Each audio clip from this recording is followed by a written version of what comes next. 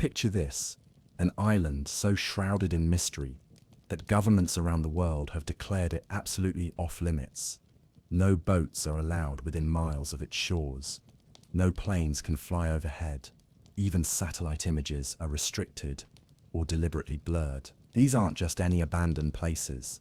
These are islands that were once bustling with human activity. Then suddenly, inexplicably, everyone left. And now, decades or even centuries later, no one is allowed to return. What could be so dangerous, so secret, or so unexplainable about these forgotten pieces of land floating in our vast oceans? What happened on these remote shores that was so significant that entire governments decided the world was better off forgetting they exist? Tonight, we're going to explore the world's most restricted abandoned islands, places where the very act of approaching them could land you in prison, or worse. These aren't tropical paradises or tourist destinations. They're forbidden zones, modern-day lost worlds, where nature has reclaimed what humanity once claimed as its own. From islands that were once thriving communities, but are now radioactive wastelands, to mysterious landmasses where entire populations vanished without explanation, these places hold secrets that governments and scientists alike struggle to understand. Some were abandoned after catastrophic accidents. Others were deserted following events so classified that the official records remain sealed decades later. What makes these islands truly fascinating isn't just what happened to make them forbidden. It's what might still be happening there now, in the silence and isolation, as nature slowly erases the last traces of human presence. And perhaps most intriguingly of all, it's the question of what we might discover if we could somehow set foot on their shores again. As we journey through these forgotten places tonight, we'll uncover the histories that led to their abandonment, the mysteries that keep them off limits, and the strange phenomena that continue to surround them. We'll explore islands where time seems to have stopped, where buildings stand empty and crumbling, and where the only witnesses to their secrets are the seabirds and the endless rhythm of the waves. Chapter 1: The Island that Time Forgot. Deep in the North Atlantic, roughly 300 miles southeast of Newfoundland, lies Sable Island, a crescent-shaped sliver of sand that has earned the ominous nickname Graveyard of the Atlantic. But this isn't just another story about shipwreck. Sable Island holds secrets that go far beyond its reputation as a maritime hazard, secrets that have kept it under strict government control for over a century. Sable Island is about 25 miles long and barely a mile wide at its widest point. From above, it looks almost ethereal, a thin line of golden sand dunes surrounded by the dark blue of the Atlantic Ocean. But don't let its delicate appearance fool you. This island has been slowly moving eastward for thousands of years, shifting and changing shape with every storm. It's a living, breathing piece of land that refuses to stay in one place. The island's recorded history begins in the 1500s, when European explorers first noted its presence on their charts. They quickly learned to fear it. The combination of dense fog, treacherous currents, and hidden shoals made the waters around Sable Island a death trap for sailing ships. Over the centuries, more than 350 vessels have been wrecked on or near the island, earning it that grim reputation.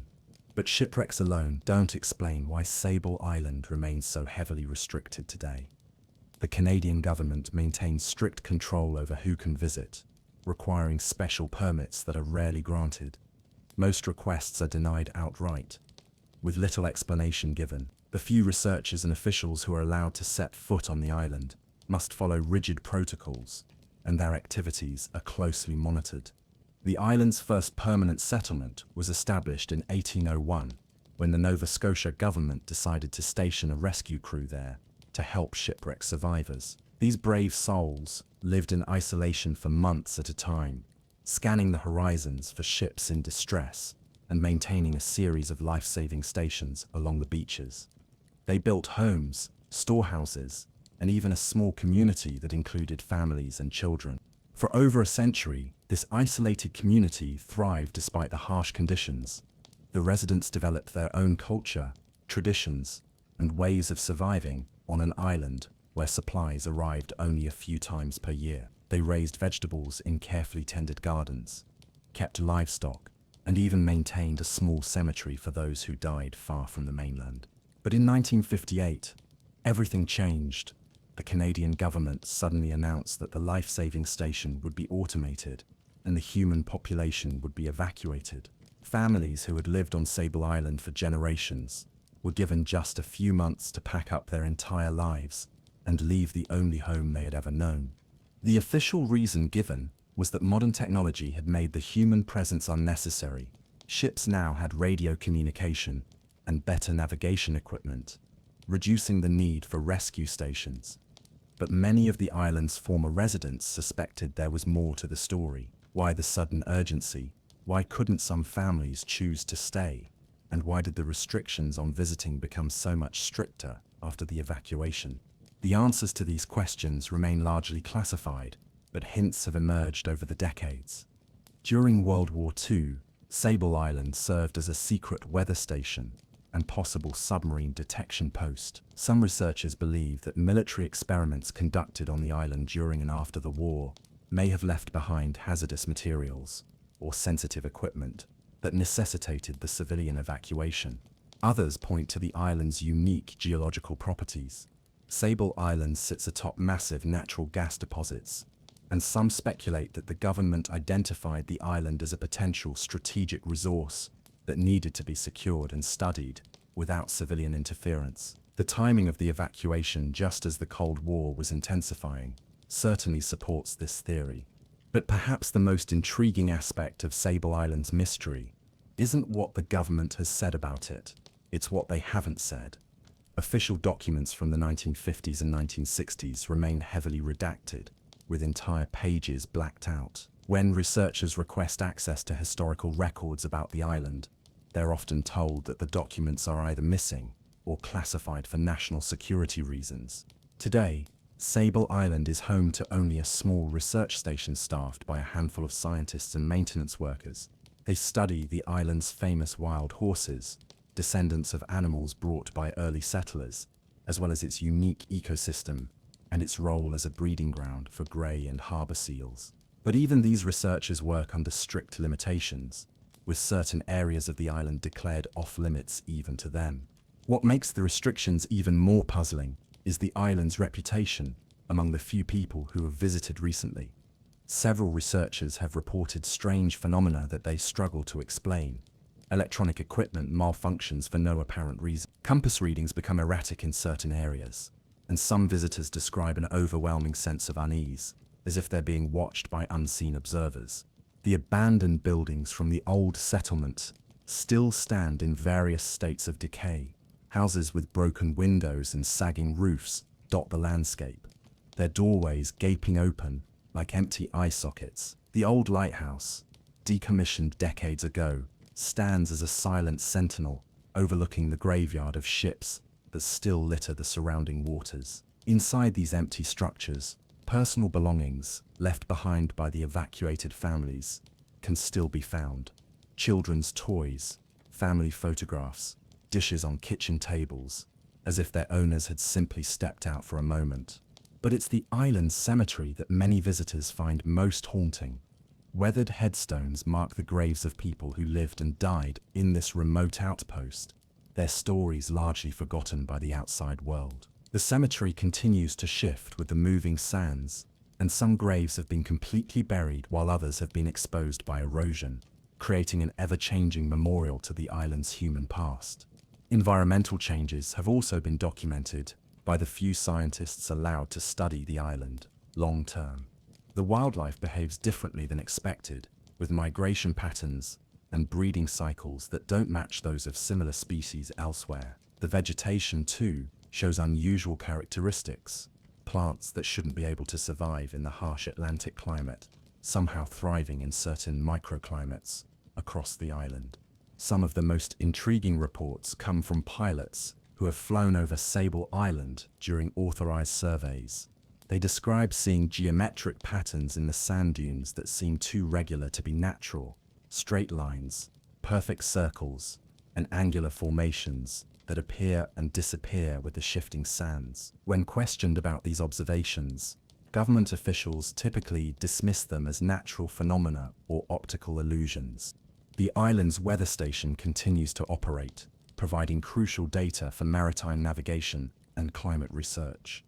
But even the meteorologists who work there seem to be under unusual restrictions. Their reports are more heavily scrutinized than those from other remote weather stations, and they're prohibited from discussing certain aspects of their work with outside researchers.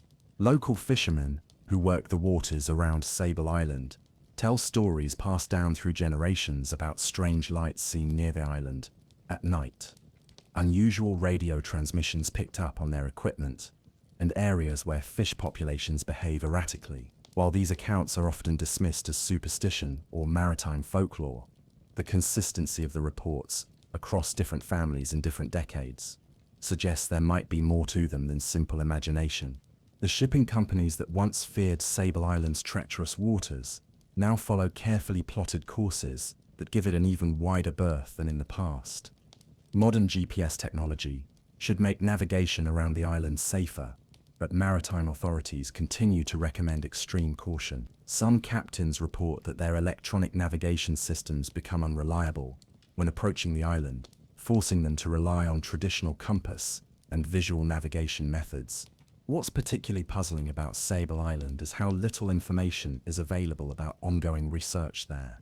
Most remote research stations publish regular reports about their findings, but publications about Sable Island are remarkably sparse. The few scientific papers that do emerge focus on safe topics like wildlife populations and erosion patterns, while avoiding any discussion of the island's human history or unusual phenomena.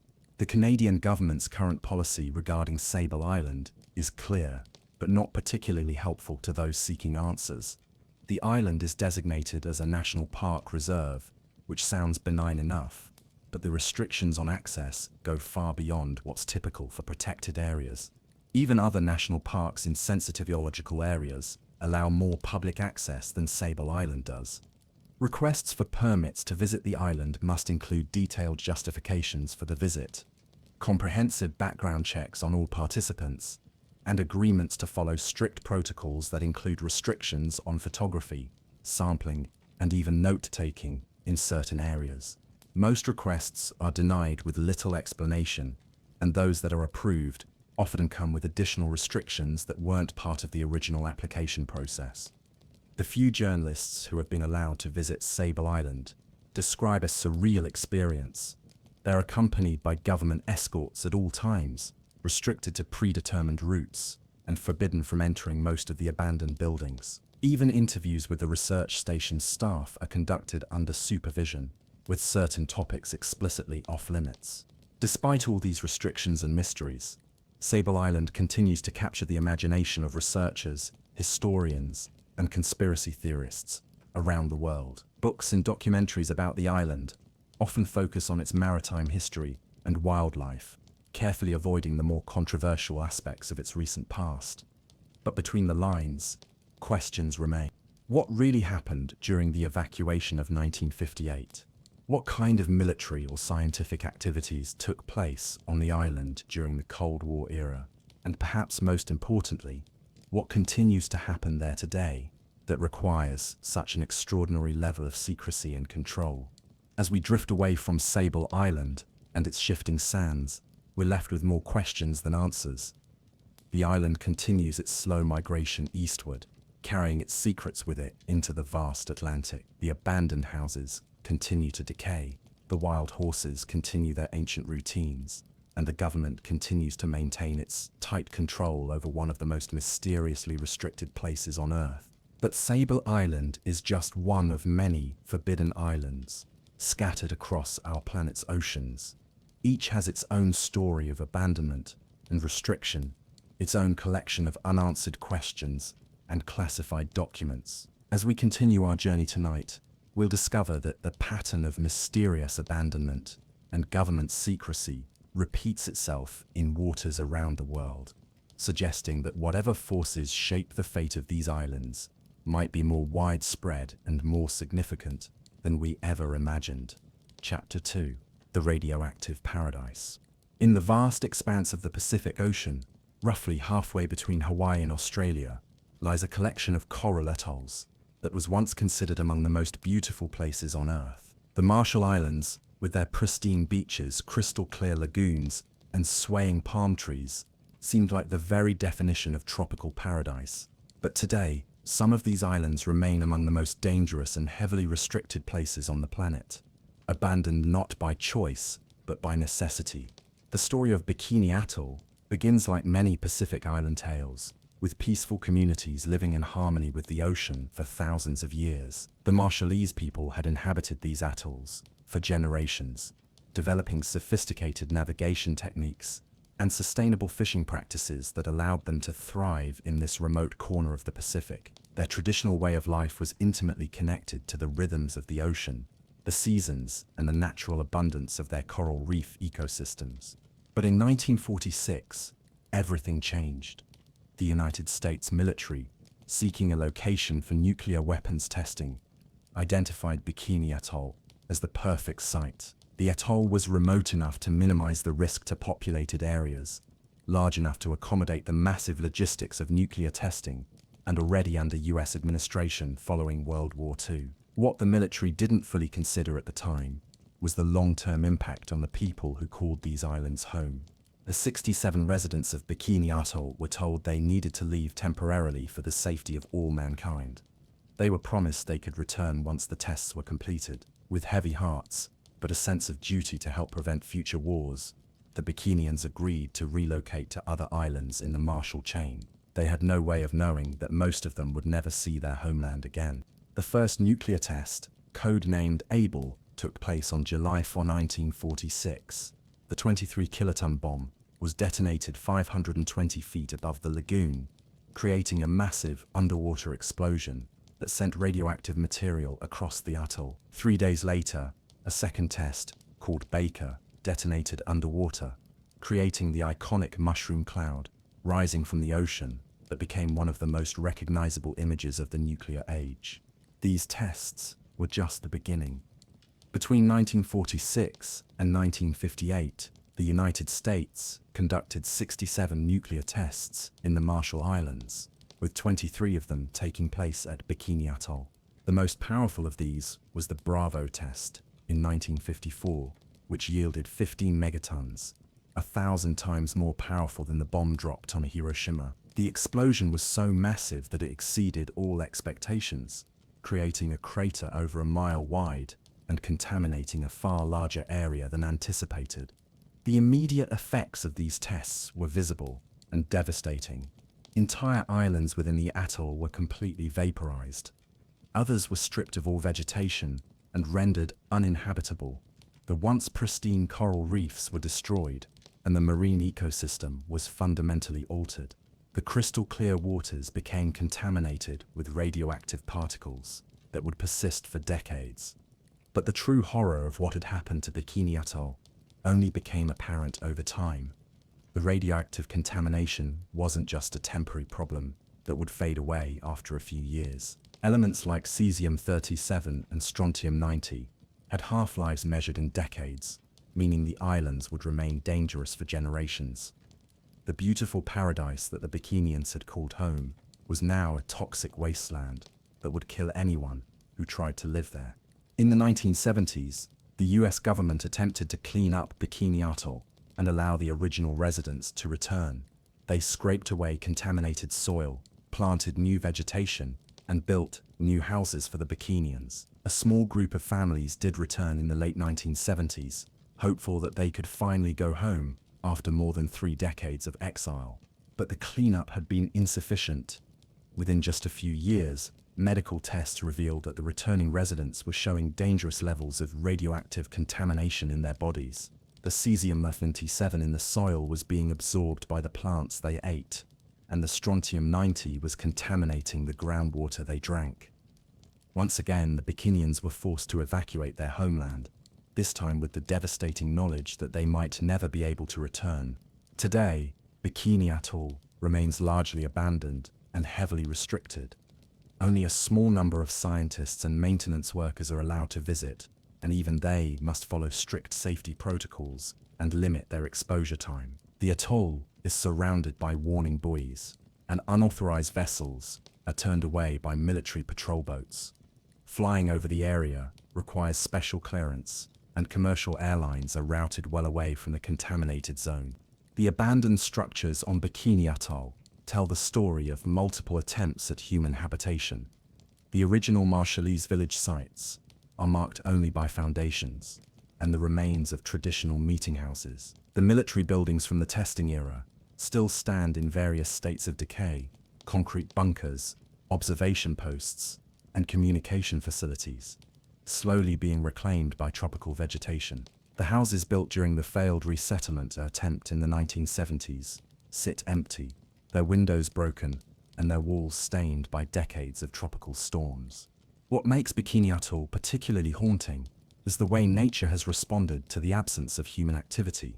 In many areas, vegetation has grown back with surprising vigor, creating an almost supernatural landscape where lush tropical greenery conceals deadly contamination. The coconut palms that once provided sustenance for the Bikinians still grow, but their fruit is too radioactive to eat.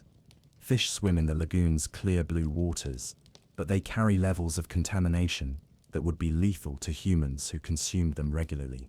The coral reefs present one of the most complex environmental stories in the world. The nuclear tests initially destroyed vast sections of the reef ecosystem, but in the decades since, new coral formations have grown back in unexpected ways. Some scientists believe that the absence of human activity has actually allowed certain species to recover and thrive in ways that wouldn't have been possible in a populated area. However, these same reefs contain radioactive particles that make them unsuitable for traditional fishing or diving activities. Marine biologists, who have been allowed to study the area under carefully controlled conditions, report both encouraging and disturbing findings.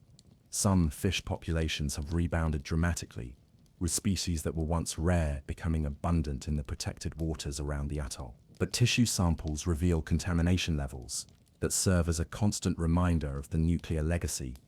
The ecosystem has adapted to its radioactive environment in ways that scientists are still trying to understand. The abandoned lagoon at Bikini Atoll has become an unexpected time capsule of naval history. The nuclear tests were conducted using a fleet of surplus World War II ships as targets, and many of these vessels now rest on the bottom of the lagoon. The USS Saratoga, USS Arkansas, and dozens of other warships create one of the world's most unusual underwater museums. The radioactivity has actually helped preserve these wrecks by keeping human divers away, allowing them to remain relatively undisturbed for decades. When diving is permitted for scientific purposes, researchers must use specialized equipment to monitor radiation exposure and limit their time underwater. They describe an eerie underwater landscape where massive ships sit upright on the lagoon floor, their decks still clearly visible, and their structures remarkably well preserved. Schools of fish swim through the gun turrets and superstructures, creating a surreal combination of military history and marine life. The Bikinian people, meanwhile, remain scattered across the Pacific, unable to return to their ancestral home. Many have settled on other Marshall Islands or migrated to the United States, where they struggle to maintain their cultural traditions while adapting to modern life. The older generation, who remember life on Bikini before the tests, are passing away, taking with them first-hand knowledge of what the atoll was like in its natural state.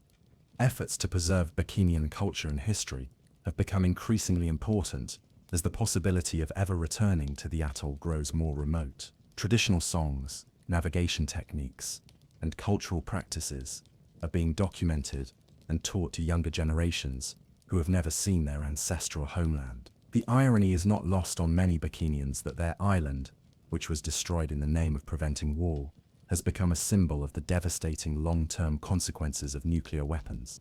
Legal battles over compensation and cleanup continue decades after the original tests. The US government has paid hundreds of millions of dollars in damages to the Bikinian people, but many argue that no amount of money can compensate for the loss of an entire homeland. Proposals for more extensive cleanup efforts are periodically considered, but the scale and cost of such undertakings remain daunting. Recent scientific studies, using advanced modeling techniques, suggest that Bikini Atoll might not be safe for permanent human habitation for another several hundred years. The cesium-37 contamination is gradually decreasing, but at a rate that means significant levels will persist well beyond the lifetime of anyone currently alive. Even if the radioactivity eventually fades to safe levels, the question remains whether the ecosystem could support a human population after so many decades of abandonment. Climate change adds another layer of complexity to Bikini Atoll's future. Rising sea levels threaten to inundate the low-lying coral islands, potentially spreading contaminated soil and sediment across a wider area. Stronger storms and changing weather patterns could affect the stability of the contaminated waste sites and alter the distribution of radioactive materials throughout the ecosystem. International monitoring agencies continue to track radiation levels at Bikini Atoll, using the site as a case study for understanding the long-term effects of nuclear contamination in tropical marine environments. The data collected there influences policies and procedures for nuclear facility cleanup around the world. In a sense, Bikini Atoll has become a living laboratory for studying humanity's most dangerous technologies. The restricted status of Bikini Atoll serves multiple purposes beyond protecting public health.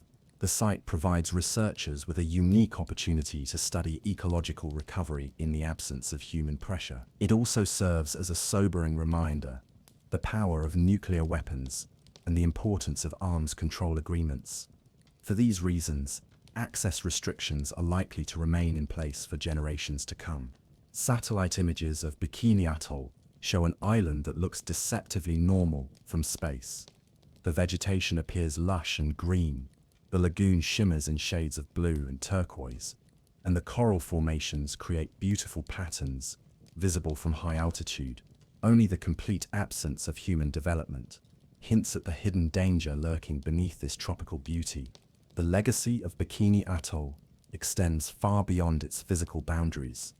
The tests conducted there contributed to the global understanding of nuclear weapons effects and influenced international treaties on nuclear testing. The island's name became synonymous with atomic power, lending itself to everything from a style of swimsuit to rock and roll songs. But for the Bikinian people, it remains simply the home they lost and may never recover. As we contemplate the empty beaches and abandoned structures of Bikini Atoll, we're reminded that some human actions have consequences that stretch across generations. This tropical paradise, transformed into a forbidden zone by the awesome power of nuclear technology, stands as one of the most profound examples of how quickly a thriving community can become a restricted wasteland. The gentle waves that lap against its radioactive shores carry both the beauty of the natural world and the sobering reminder of humanity's capacity for destruction. Chapter 3: The Island of Lost Experiments. Off the coast of New York, in the waters of Long Island Sound, sits a small island that for decades was one of the most secretive and heavily guarded facilities in the United States. Plum Island, covering just over 840 acres, doesn't look particularly threatening from a distance. Its modest buildings and research facilities could easily be mistaken for a college campus or a corporate retreat. But this innocuous appearance belies a history of biological research, so sensitive that even today, long after its closure, much of what happened there remains classified. Plum Island was selected for biological research precisely because of its isolation, separated from the mainland by nearly 2 miles of cold, swift-moving water. The island provided a natural quarantine that would contain any dangerous organisms that might escape from laboratory settings. When the US Army established the facility in 1954, they were looking for a place where they could study the most dangerous animal diseases in the world without risking contamination of livestock on the mainland. The official mission of the Plum Island Animal Disease Center was to research foreign animal diseases that could threaten American agriculture. Scientists there studied foot and mouth disease, African swine fever, and other highly contagious conditions that could devastate farm animals if they were introduced to the United States. This research was considered vital to national security, as biological warfare using livestock diseases was a real threat during the Cold War era. But former workers and declassified documents suggest that the research conducted on Plum Island went far beyond studying naturally occurring animal diseases. During the 1950s and 1960s, at the height of the Cold War biological weapons program, the island reportedly hosted experiments involving modified organisms, genetic manipulation, and the development of biological agents that could be used as weapons. The exact nature of this research remains largely classified, but what has been revealed paints a picture of scientific work that pushed the boundaries of biological safety and ethical guidelines. The island's research facilities were designed with multiple levels of containment to prevent the escape of dangerous organisms. The main laboratory building featured negative air pressure systems, filtered ventilation, and isolation chambers that could contain even the most contagious diseases. Workers entering the most secure areas had to shower and change into special protective clothing, then shower again and change back when leaving. All waste materials were sterilized before disposal, and the island maintained its own incinerator for destroying contaminated materials. Despite these precautions, there were incidents over the years that raised serious concerns about containment. Former workers have reported laboratory accidents involving exposure to dangerous organisms, equipment failures that compromised isolation systems, and at least one case where infected animals may have escaped from their containment areas. While government officials have consistently denied that any dangerous materials ever left the island, these accounts have fueled suspicions about what really happened during Plum Island's most active research periods. One of the most persistent theories about Plum Island concerns its possible connection to the emergence of Lyme disease, the bacterial infection which causes debilitating symptoms in humans, was first identified in the 1970s in Lyme, Connecticut, just across Long Island Sound from Plum Island. Some researchers have suggested that Lyme disease might have been an escaped biological weapon or an accidental release from the island's laboratories. While mainstream scientists dispute this theory, the geographic and temporal coincidence has never been fully explained. The island's connection to Nazi biological weapons research adds another dark chapter to its history.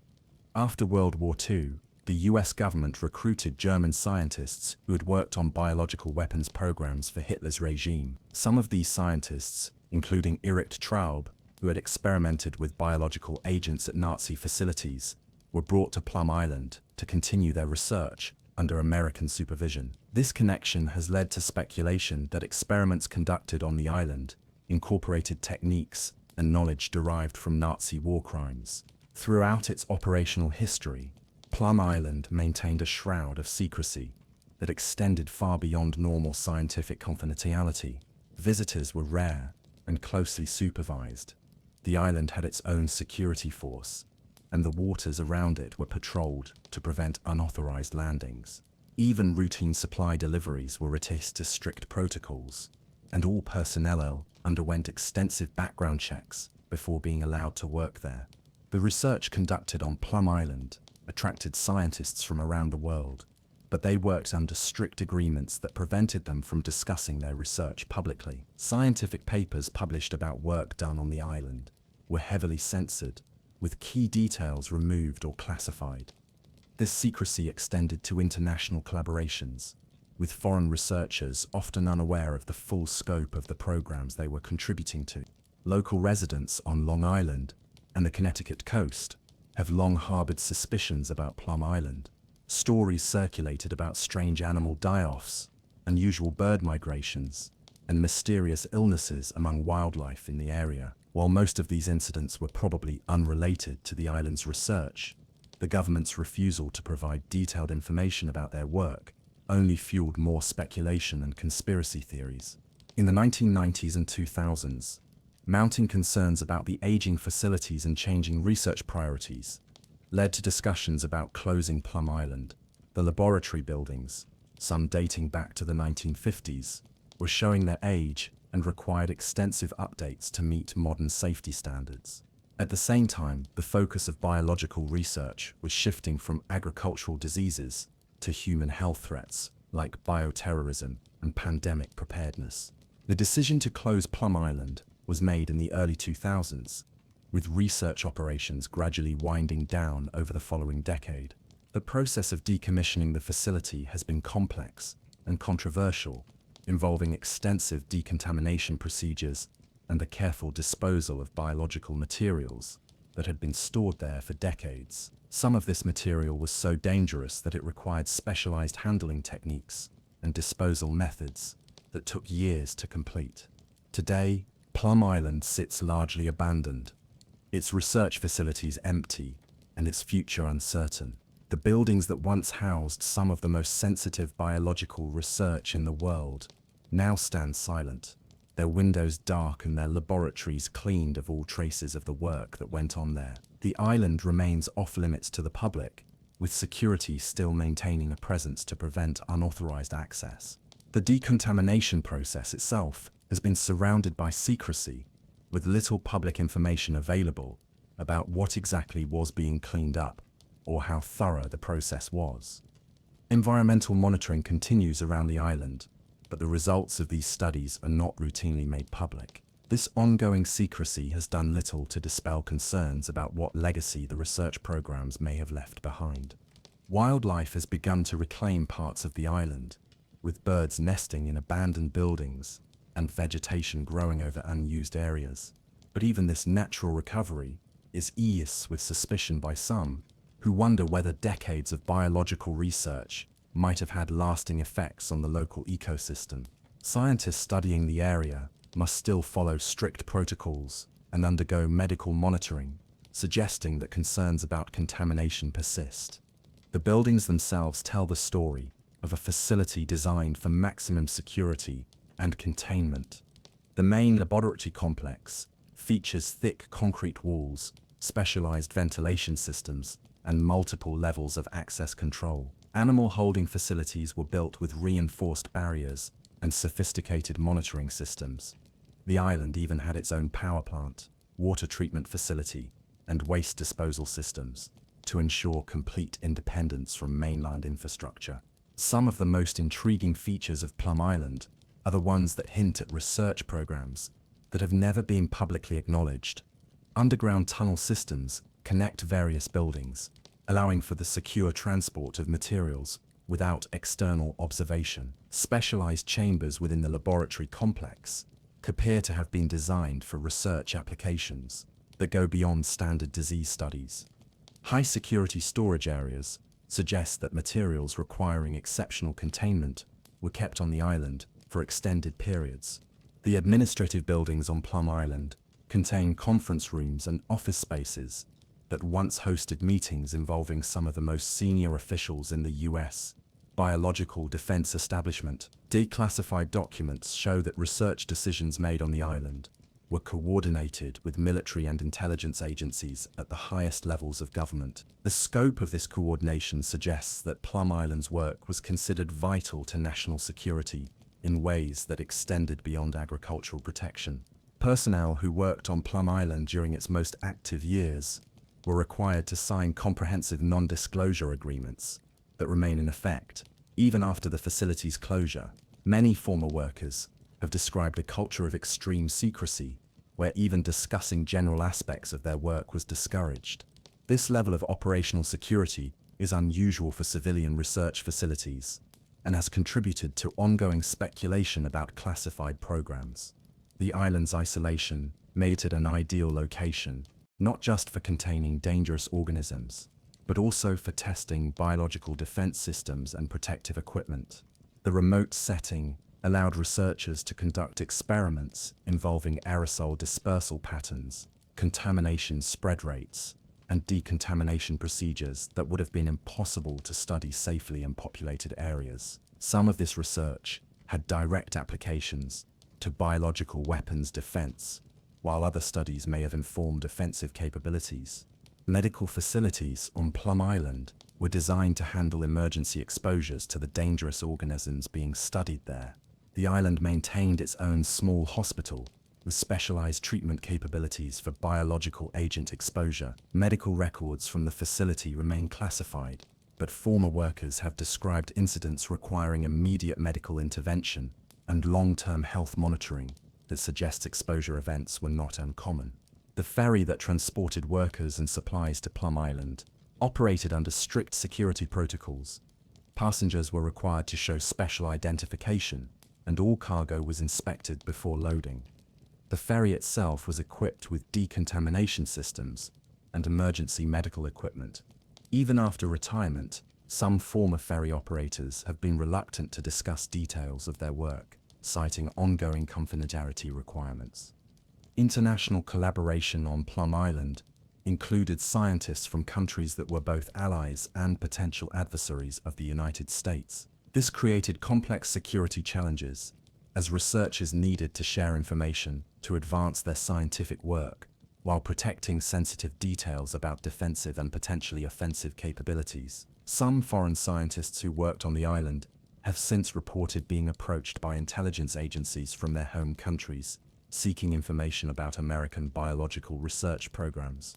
The transition of research from Plum Island to other facilities has been a gradual process that has involved careful evaluation of which programs could be moved and which needed to be discontinued entirely. Some research lines were considered too sensitive or dangerous to continue elsewhere, while others were transferred to mainland facilities with enhanced security measures.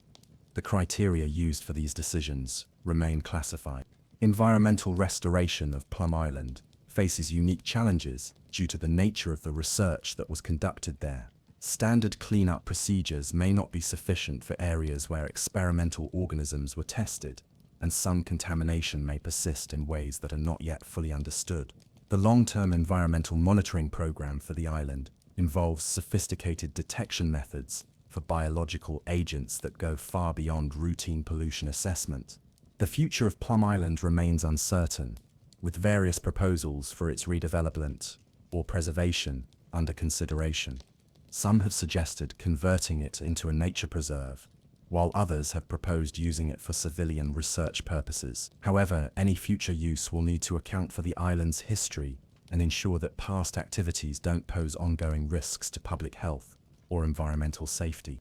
As we consider the empty laboratories and abandoned facilities of Plum Island, we're reminded of how quickly cutting-edge research can become obsolete, and how the places where our most sensitive scientific work is conducted can transform from vital national assets to mysterious restricted zones. The island's isolation, which once made it perfect for dangerous research, now makes it an ideal place for secrets to remain buried, leaving us to wonder what other discoveries and experiments took place in these silent buildings that may never be fully revealed to the public. Chapter 4. The Vanishing Population. In the remote reaches of the South Atlantic Ocean, roughly 1,500 miles from the coast of South Africa, lies one of the most isolated inhabited islands on Earth. Tristan da Cunha, often called the loneliest island in the world, has a remarkable history of human settlement spanning more than 2 centuries. But it's also the site of one of the most mysterious mass evacuations in modern history, an event so sudden and complete that it left behind an entire community frozen in time. Tristan da Cunha was first discovered by Portuguese explorer Tristan da Cunha in 1506, but it remained uninhabited for more than 3 centuries. The island's extreme isolation and harsh volcanic landscape made it an unlikely candidate for permanent settlement. It wasn't until 1816 that the first permanent residents arrived, a small garrison of British soldiers sent to prevent the island from being used as a base for French attempts to rescue Napoleon from his exile on nearby St. Helena. When the garrison was withdrawn in 1817, most of the soldiers left, but a few chose to stay behind. Among them was Corporal William Glass, a Scotsman who had fallen in love with the island's rugged beauty and saw an opportunity to create a new life far from the constraints of civilization. Glass was joined by his wife and children, along with a few other families, forming the nucleus of what would become one of the world's most isolated communities. Over the decades that followed, the population of Tristan da Cunha grew slowly but steadily. The island attracted a unique mix of settlers, shipwreck survivors who chose to stay rather than wait for rescue, sailors who jumped ship to escape harsh conditions, and adventurous souls seeking a life completely removed from the modern world. By the mid-20th century, the island was home to about 270 people, all descended from just a handful of original families. Life on Tristan da Cunha developed its own rhythm, shaped by the island's isolation and the need for complete self-sufficiency. The residents built a close-knit community where everyone knew everyone else, where cooperation was essential for survival, and where traditional skills like farming, fishing, and craftsmanship were passed down through generations. They developed their own dialect of English, their own customs and traditions, and their own ways of dealing with the challenges of life on one of the world's most remote inhabited islands. The island itself is a volcanic cone rising dramatically from the South Atlantic. Its single settlement, called Edinburgh of the Seven Seas, sits on a plateau on the northwest coast, the only area flat enough for building and farming. The rest of the island consists of steep cliffs, rocky beaches, and the towering peak of Queen Mary's Peak, an active volcano that dominates the landscape at over 6,700 feet high. For more than a century, the people of Tristan da Cunha lived in relative stability. They raised cattle and sheep, grew potatoes and vegetables in carefully tended gardens, and harvested seabirds and their eggs from the cliffs. They built stone houses, a school, a church, and even a small hospital. Supply ships visited once or twice a year, bringing news from the outside world and essential goods that couldn't be produced locally. But this peaceful existence was shattered on October 8, 1961, when Queen Mary's Peak suddenly came to life. The volcano, which had been dormant for centuries, began showing signs of increased activity. Steam vents appeared on the mountainside, and small earthquakes shook the island. Within days, it became clear that a major eruption was imminent. The decision to evacuate was made quickly. The entire population of 264 people was loaded onto fishing boats and taken to safety, leaving behind everything they had built over more than a century. It was supposed to be a temporary measure, a few weeks or months, until the volcanic activity subsided and it was safe to return.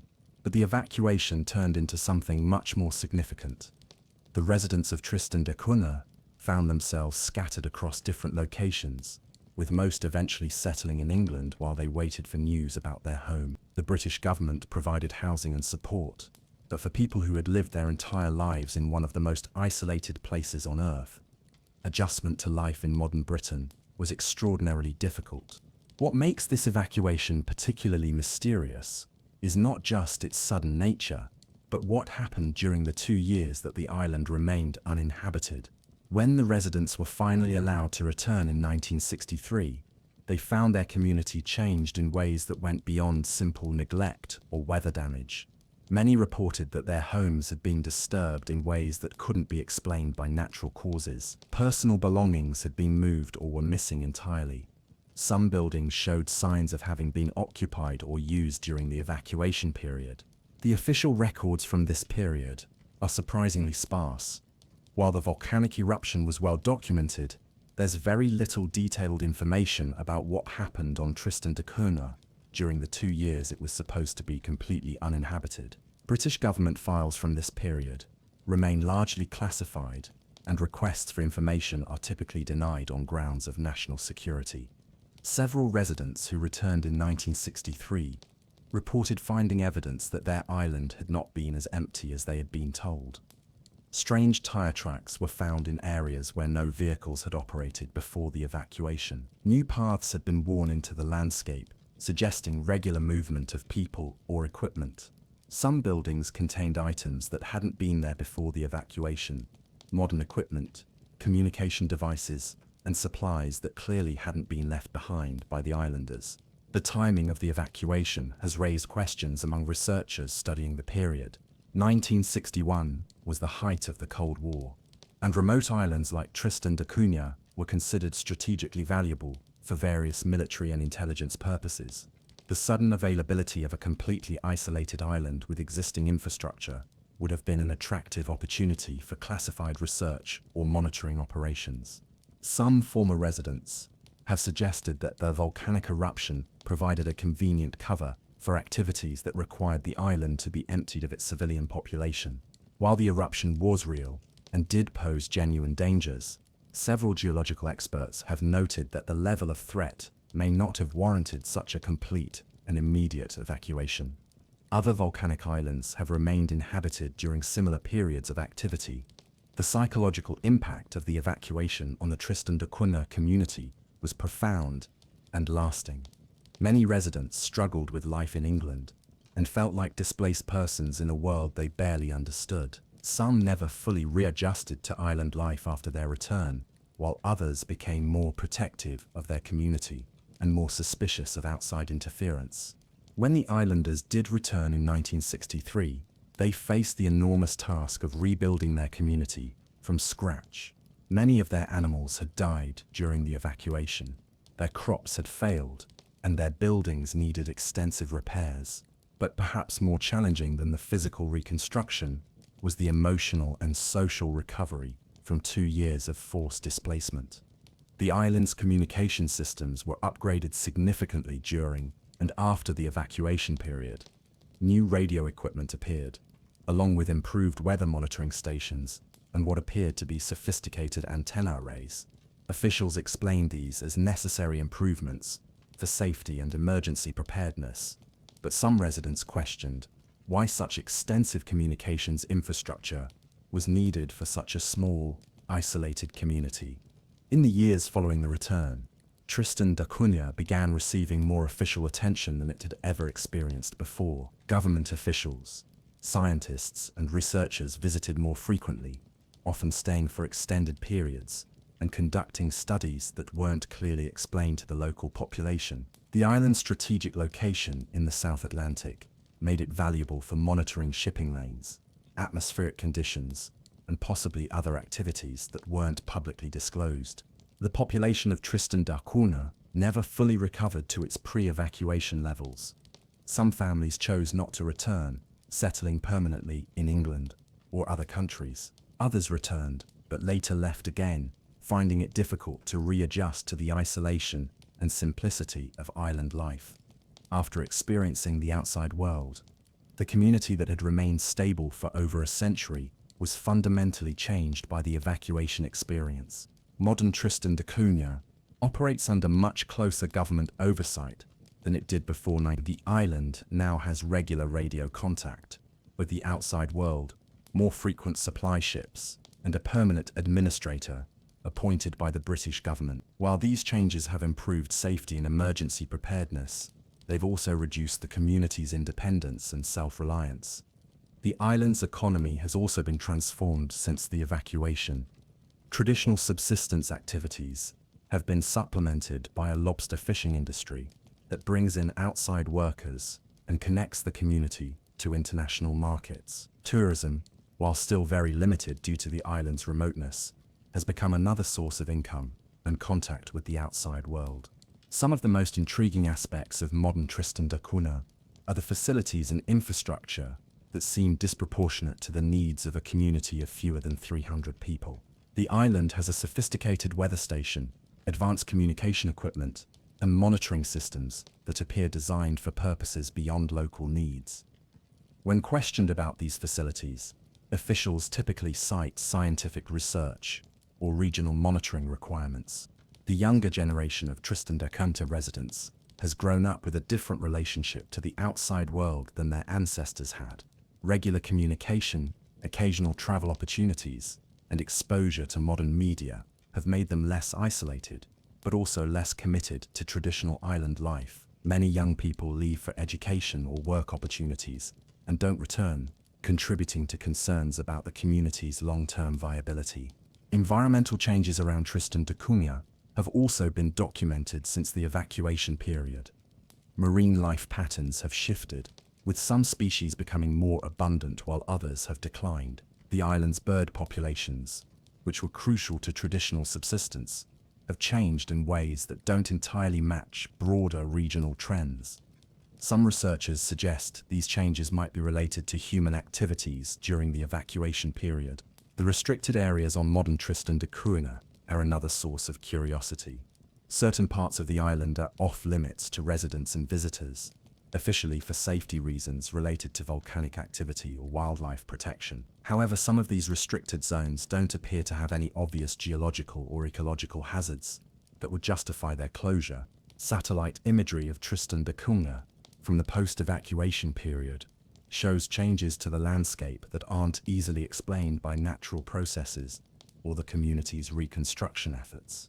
New roads or paths appear in some images, along with what look like cleared areas or building foundations in locations that weren't previously developed. When residents ask about these features, they're typically told they're related to safety improvements or research activities. The medical facilities on Tristan da Cunha have also been upgraded substantially since the evacuation, with equipment and capabilities that seem excessive for such a small population. The island now has medical monitoring systems and emergency response capabilities that rival those of much larger communities. While better healthcare is certainly beneficial, the level of investment suggests purposes beyond simple community health needs. International scientific interest in Tristan da Cunha has increased significantly since the 1960s, with researchers from various countries conducting studies on everything from climate change to marine biology. However, many of these research programs operate with limited transparency, and their findings aren't always shared with the local community or published in accessible formats. The psychological legacy of the evacuation continues to influence life on Tristan da Cunha decades later. Older residents still speak with pain about the disruption to their community and their struggle to rebuild their lives. There's an underlying current of uncertainty about whether such an evacuation could happen again and whether the community would survive another forced displacement.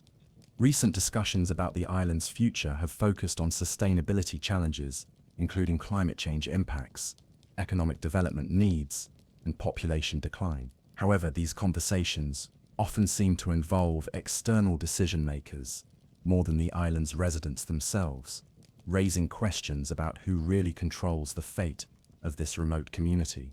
The story of Tristan da Cunha's evacuation and transformation serves as a powerful reminder of how quickly isolated communities can be disrupted by forces beyond their control.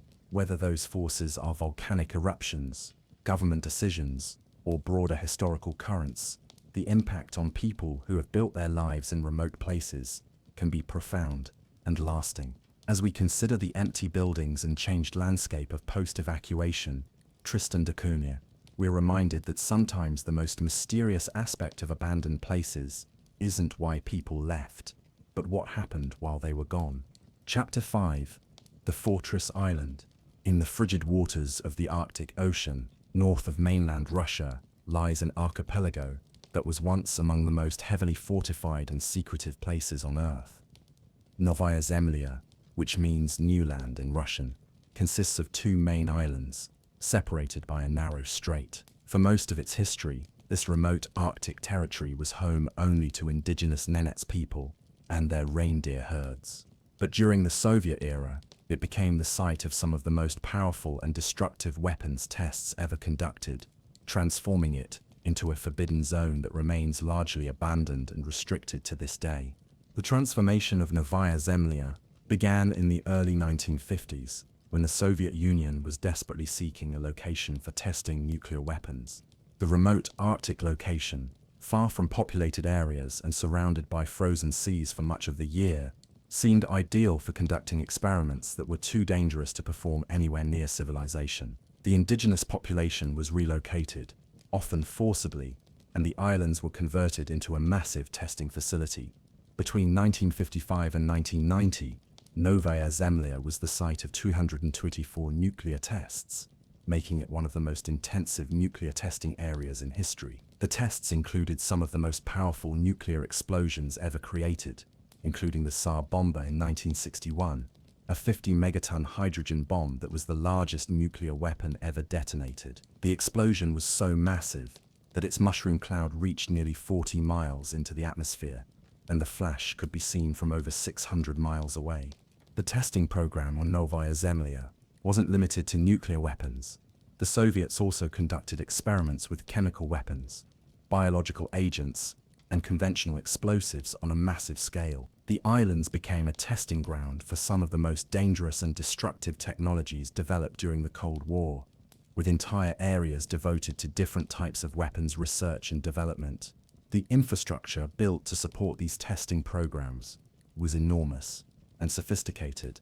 The Soviets constructed airfields, harbors, housing complexes, and laboratory facilities across the islands. Underground bunkers and observation posts were built to withstand the massive explosions and radioactive contamination. Communication networks connected the testing sites to military and scientific facilities across the Soviet Union. The human cost of these testing programs was significant, but largely hidden from the outside world.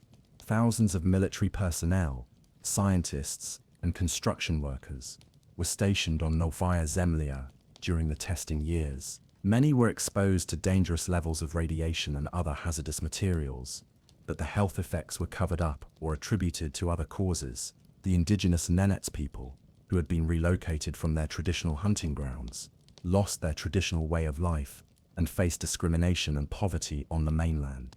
The environmental impact of the testing programs was catastrophic and long-lasting.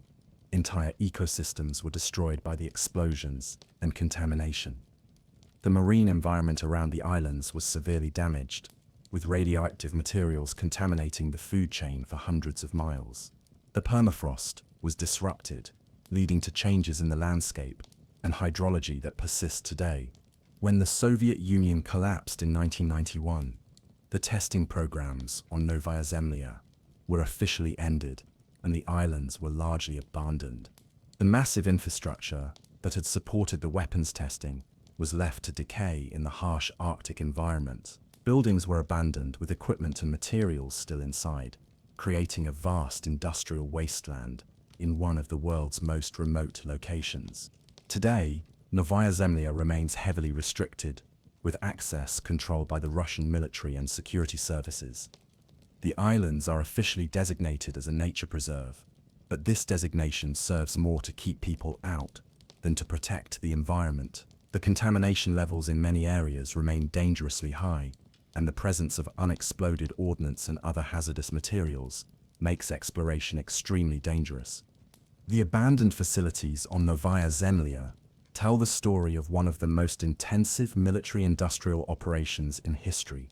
Entire towns were built to house the workers and their families, complete with schools, hospitals, shops, and recreational facilities. These communities were designed to be completely self-sufficient, since supply deliveries were limited by weather and security considerations.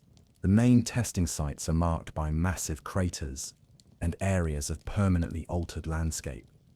The Tsar-Bomba test site, on the North Island, remains a focal point for researchers studying the long-term effects of nuclear explosions. The crater created by the explosion is still visible from satellite images, a permanent scar on the landscape that serves as a reminder of the weapon's awesome destructive power.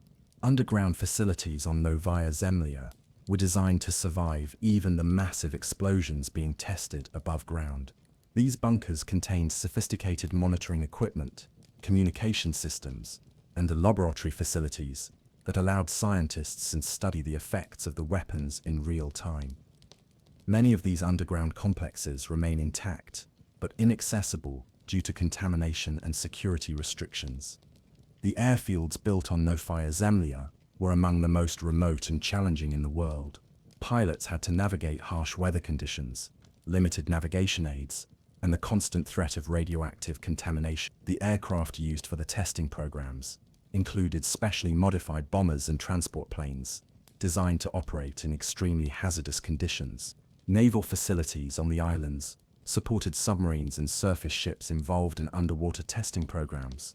The Soviets conducted numerous underwater nuclear explosions in the shallow seas around Novaya Zemlya, creating artificial harbors and studying the effects of nuclear weapons on naval targets. These underwater tests contributed to the contamination of the marine environment and affected wildlife populations across the region.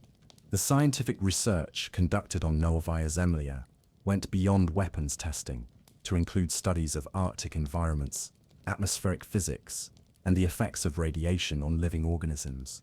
Some of this research produced valuable scientific knowledge, but much of it remains classified or was conducted under conditions that would be considered unethical by modern standards.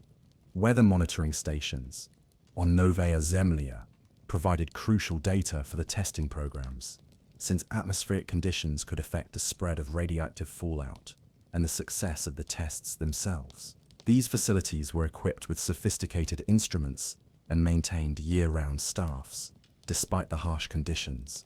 Some of these weather stations continue to operate today, providing data for climate research and aviation safety. The communication systems, built on Novaya Zemlya, were designed to connect the remote testing sites with command centers in Moscow and other Soviet cities. These networks included radio transmitters, satellite communication facilities, and underwater cables that linked the islands to the mainland. Some of these communication systems may still be operational, serving current Russian military and security needs.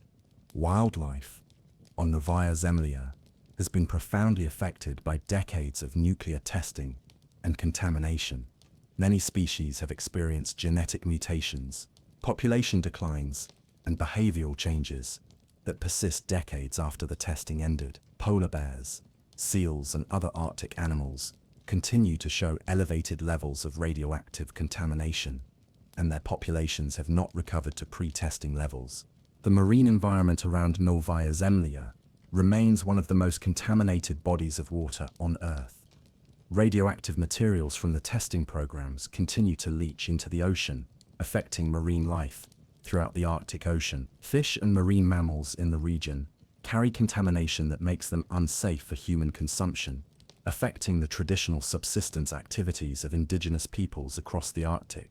Cleanup efforts on Novaya Zemlya have been limited by the remote location, harsh environment, and enormous scale of the contamination. Some of the most dangerous areas have been sealed or covered, but comprehensive cleanup would require resources and technologies that may not be available for decades. The permafrost actually helps contain some contamination by preventing it from spreading, but climate change threatens to disrupt this natural containment. International monitoring of Novaya Zemlya is conducted through satellite surveillance and atmospheric monitoring stations, since direct access to the islands is so restricted. These monitoring efforts have detected ongoing radioactive releases and environmental changes that suggest the legacy of the testing programs continues to affect the region. However, detailed information about current conditions is often classified or not publicly available. The economic impact of the Novaya Zemlya testing programs extended far beyond the islands themselves. The Soviet Union invested enormous resources in the facilities and infrastructure, employing thousands of people and developing technologies that influenced military and civilian nuclear programs worldwide. The economic legacy of this investment continues to affect Russia's nuclear industry and Arctic development policies. Indigenous rights activists have worked for decades to document the impact of the testing programs on the Nenets people and other indigenous groups who were displaced from their traditional territories. Efforts to provide compensation and support for affected communities have been limited, and many of the health and environmental effects of the displacement remain poorly understood. Scientific expeditions to Novaya Zemlya in recent years have revealed the ongoing effects of the testing programs on the environment and wildlife. Researchers have documented contamination levels, studied genetic effects on wildlife populations, and monitored the spread of radioactive materials through the ecosystem. However, these research efforts are limited by access restrictions and safety concerns. The geopolitical significance of Novaya Zemlya has evolved since the end of the Cold War, but the islands remain strategically important for Russia's Arctic policies and military planning. The location provides access to Arctic shipping routes and natural resources, and the existing infrastructure could potentially be adapted for new purposes as climate change opens up the Arctic to increased activity. Climate change is having significant effects on Novaya Zemlya, with rising temperatures causing permafrost to melt and potentially releasing additional contamination. Changes in ice cover and weather patterns are also affecting wildlife populations and ecosystems that are still recovering from the effects of the testing programs. These environmental changes add new uncertainties to the long-term legacy of the nuclear testing.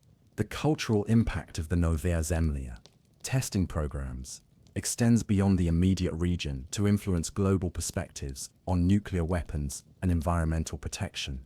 The islands have become a symbol of the environmental costs of military development and the long-term consequences of nuclear weapons testing. This symbolic importance affects how the islands are perceived and managed today. Modern Russia's policies toward Novaya Zemlya reflect competing priorities between environmental protection, economic development, and national security. The islands remain strategically important, but the legacy of contamination limits their potential uses. Balancing these considerations while addressing the needs of affected communities and environmental concerns continues to challenge policymakers. As we contemplate the abandoned testing facilities and contaminated landscapes of Novaya Zemlya, we're reminded of the enormous scale of human impact that military programs can have on remote environments. The islands stand as a testament to the power of modern weapons and the lasting consequences of their development and testing. The empty buildings and scarred landscapes tell a story of scientific achievement and environmental destruction that continues to unfold decades after the last test explosion echoed across the Arctic Ocean. Chapter 6: The Island of Secrets.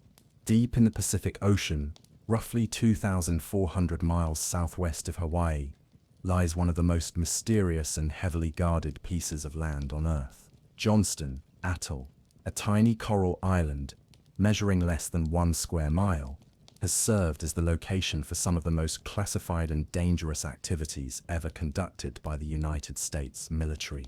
Today, it stands almost completely abandoned, its secrets buried beneath layers of cavic classification and environmental contamination that may persist for centuries. Johnston Atoll was formed by ancient volcanic activity and coral growth, creating a small island surrounded by a pristine coral reef in the middle of the vast Pacific. For centuries, it remained uninhabited and largely unknown, visited only occasionally by Polynesian navigators and later by European explorers who noted its location but found little reason to stay. The island's remote location, far from any populated land, would later make it attractive for activities that required absolute isolation and secrecy. The United States first claimed Johnston Atoll in 1858, primarily for its guano deposits, which were valuable as fertilizer. However, the island remained largely undeveloped until World War II, when its strategic location in the Pacific made it useful as a naval and air base. The military built an airfield and support facilities, using the island as a refueling stop for aircraft crossing the Pacific and as a base for patrol operations. But it was during the Cold War that Johnston Atoll became truly significant and truly secret. In the 1950s, the island was selected as a testing site for nuclear weapons, taking advantage of its remote location and the US military's complete control over access. Between 1958 and 1962, the island hosted a series of high-altitude nuclear tests designed to study the effects of nuclear explosions in space and the upper atmosphere. These tests were part of a classified program that few people knew about at the time. The nuclear explosions were conducted hundreds of miles above the Earth's surface, creating artificial auroras and electromagnetic pulses that could be observed from the island. The tests were designed to understand how nuclear weapons might affect satellite communications and electronic systems, knowledge that was considered crucial for Cold War military planning. One of the most significant tests, conducted from Johnston Atoll, was the Starfish Prime explosion in 1962, which detonated a 1.4 megaton nuclear warhead 250 miles above the Pacific Ocean. The explosion created an artificial aurora that was visible across the Pacific and knocked out streetlights in Hawaii, 900 miles away. It also damaged several satellites and demonstrated the potential for nuclear weapons to disrupt electronic communications on a global scale. But the nuclear testing was just the beginning of Johnston Atoll's role in classified military programs. In the 1960s and 1970s, the island became a storage and disposal site for some of the most dangerous chemical weapons in the US military arsenal. Thousands of tons of chemical agents, including nerve gas, mustard gas, and other lethal compounds, were shipped to the island for storage and eventual destruction. The chemical weapons storage program on Johnston Atoll was highly classified, with even the existence of the weapons kept secret from the public for many years.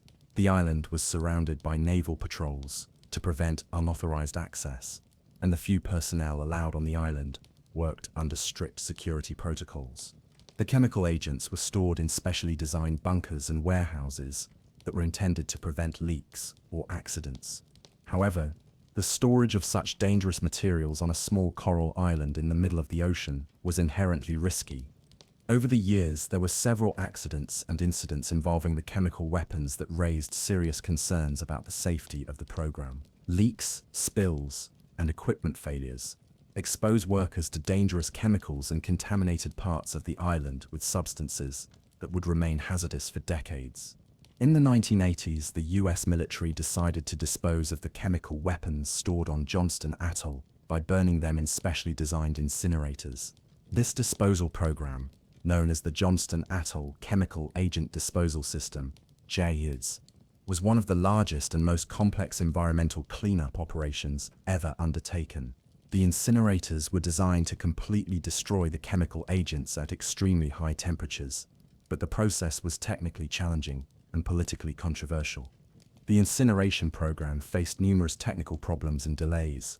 The incinerators were plagued by equipment failures, safety system malfunctions, and unexpected chemical reactions that produced dangerous byproducts. Workers on the island were exposed to chemical agents and their combustion products, and there were concerns about the potential for the toxic emissions to spread beyond the island and affect marine life and atmospheric conditions. Environmental monitoring around Johnston Atoll during the incineration period detected contamination in air, water, and soil that raised questions about the effectiveness of the disposal process. Fish and marine life in the waters around the island showed elevated levels of chemical contamination, and there were reports of unusual bird deaths and behavioral changes in wildlife. However, much of the environmental data from this period remains classified or has been heavily redacted in public releases. The incineration program was completed in 2000, and the US military declared that all chemical weapons on Johnston Atoll had been successfully destroyed. However, the cleanup process had left the island heavily contaminated with chemical residues, heavy metals, and other hazardous materials. Large areas of the island were too contaminated for human habitation, and the groundwater and soil contained levels of toxic substances that would persist for generations. Following the completion of the chemical weapons disposal program, Johnston Atoll was largely abandoned. The military personnel were withdrawn, the facilities were shut down, and the island was left to environmental monitoring teams and occasional maintenance workers. The airfield was closed, the harbors were sealed, and most of the buildings were left empty to slowly deteriorate in the harsh tropical environment. Today, Johnston Atoll remains under the control of the US Fish and Wildlife Service, which manages it as a national wildlife refuge. However, access to the island is still heavily restricted due to contamination concerns and national security considerations. Only a small number of researchers and maintenance workers are allowed to visit, and they must follow strict safety protocols and undergo medical monitoring. The abandoned facilities on Johnston Atoll tell the story of decades of classified military activities. The concrete bunkers where chemical weapons were once stored still stand, though they've been sealed and marked with hazardous material warnings. The incineration facilities, which once burned some of the world's most dangerous chemicals, have been partially dismantled, but remain as stark reminders of the island's toxic legacy. The airfield, that once hosted military aircraft and served as a launch site for high-altitude nuclear tests, is now cracked and overgrown with vegetation. The control tower stands empty, its windows broken, and its equipment long since removed. Hangars and maintenance buildings sit vacant, their metal roofs rusting in the salt air, and their interiors slowly being reclaimed by tropical plants and nesting seabirds. The residential areas, where military personnel and their families once lived, are perhaps the most poignant reminders of the island's inhabited past. Rows of housing units, built to accommodate the workers involved in the weapons programs, now stand empty with broken windows and doors hanging open. Children's playgrounds, built for the families of base personnel, are now rusted and overgrown, their swings moving gently in the ocean breeze, with no children to use them. The island's infrastructure tells the story of a once sophisticated military installation. Power plants, water treatment facilities, and communication centers were built to support a substantial population and complex operation. These facilities required constant maintenance and skilled operators, but now they sit abandoned and gradually failing as the tropical environment slowly reclaims the island. Underground facilities on Johnston Atoll hint at activities that were even more classified than the known weapons programs. Tunnel systems and bunkers built with extraordinary security measures suggest that sensitive research and development work took place on the island beyond what has been publicly acknowledged. These underground areas remain sealed and off-limits even to current researchers and monitoring teams. The environmental legacy of Johnston Atoll's military history is complex and ongoing. While the chemical weapons have been destroyed, the island's soil, groundwater, and marine environment continue to show evidence of contamination from decades of hazardous material storage and disposal. The long-term effects of this contamination on the island's ecosystem are still being studied and may not be fully understood for many years. Wildlife populations on and around Johnston Atoll have been affected by the island's history in ways that researchers are still documenting. Seabird colonies that use the island for nesting show genetic abnormalities and population changes that may be related to contamination exposure. Marine life in the surrounding waters displays behavioral patterns and health indicators that differ from similar species in uncontaminated areas. The coral reefs around Johnston Atoll present a particularly complex environmental situation. While the reefs have been damaged by military activities and contamination, they've also benefited from decades of protection from fishing and other human impact. Some areas of the reef show remarkable recovery and biodiversity, while others remain degraded and slow to recover. Atmospheric research conducted on Johnston Atoll has revealed ongoing environmental effects from the island's history. Air quality monitoring detects traces of chemicals and radioactive materials that continue to be released from contaminated soil and groundwater. These emissions are generally at low levels, but they serve as reminders that the island's environmental legacy will persist for many decades to come. The classified nature of much of Johnston Atoll's history means that many questions about the island's past remain unanswered. Declassified documents provide some information about the weapons programs and disposal activities, but large portions of the historical record remain secret. This ongoing secrecy makes it difficult to fully assess the environmental and health impacts of the island's military use. International monitoring of Johnston Atoll is conducted through satellite surveillance and oceanic research programs that study contamination spread and environmental recovery. These monitoring efforts have detected some improvements in environmental conditions since the end of the weapons programs, but they've also identified ongoing sources of contamination that may require additional cleanup efforts. The economic cost of Johnston Atoll's military programs was enormous, involving billions of dollars in facility construction, weapons development, and environmental cleanup. The ongoing costs of monitoring and maintaining the abandoned island continue to strain government budgets, raising questions about the long-term financial legacy of classified military programs.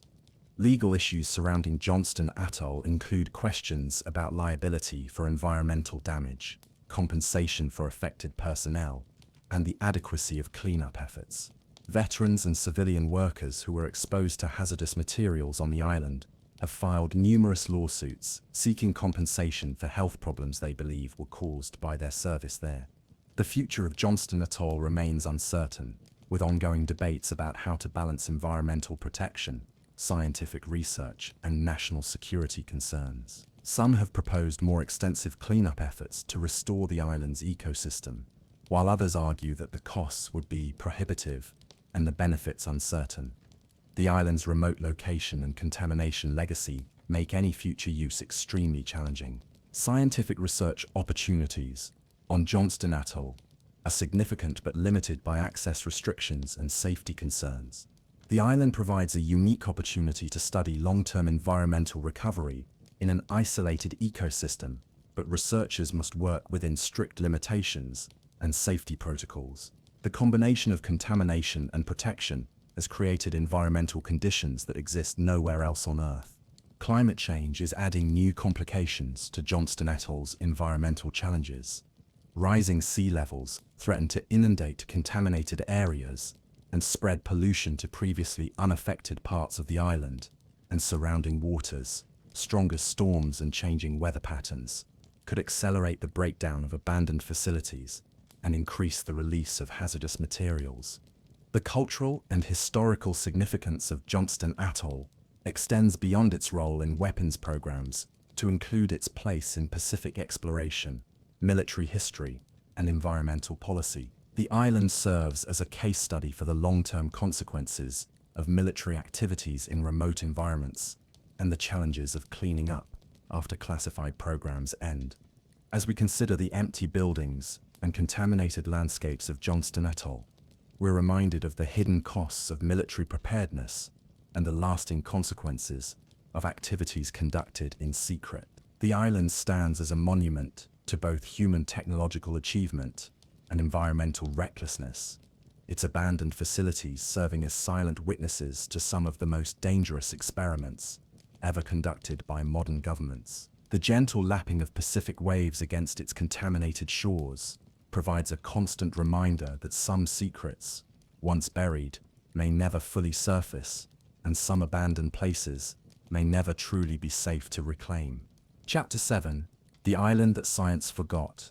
In the remote waters of the Bering Sea, between Alaska and Russia, lies a small volcanic island that was once at the center of one of the most ambitious and controversial scientific experiments of the 20th century.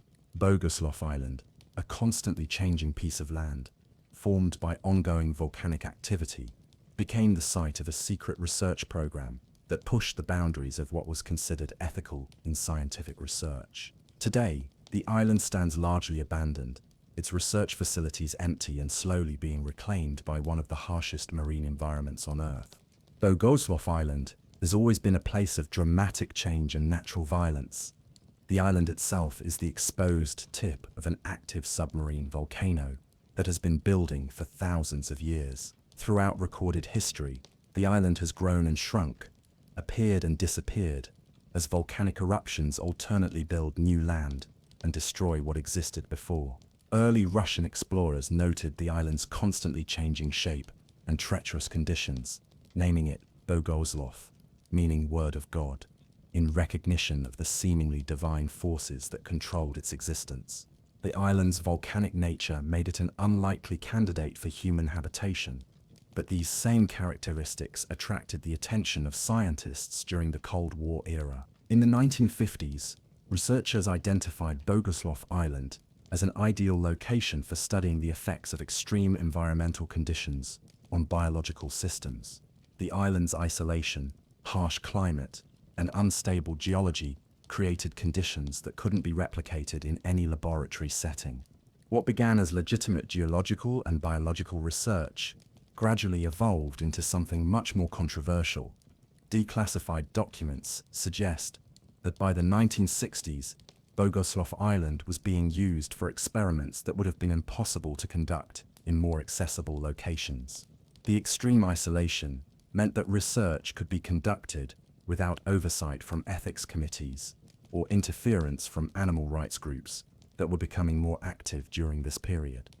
The research facilities built on Bogoslof Island were designed to withstand the harsh conditions and frequent volcanic activity. Laboratories were constructed with reinforced foundations that could handle seismic activity, and specialized heating systems were installed to protect sensitive equipment from the extreme cold and humidity. Supply deliveries were made by helicopter and specialized cold weather vessels, with researchers often isolated on the island for months at a time. The scientific work conducted on Bogoslof Island during its most active research period remains largely classified, but former personnel have described experiments that pushed the boundaries of acceptable scientific practice. Animals were subjected to extreme environmental conditions to study adaptation and survival mechanisms. Genetic research was conducted on organisms exposed to volcanic gases and radiation from natural sources. Some experiments involved deliberate exposure of test subjects to toxic substances found in volcanic environments. The isolation of Bogoslof Island meant that normal oversight and safety protocols were difficult to maintain. Research animals that died during experiments couldn't be properly examined by veterinary pathologists, and disposal of biological waste was handled through methods that would have violated environmental regulations on the mainland. The extreme conditions also put human researchers at risk, with several documented cases of serious injuries and health problems among scientific staff.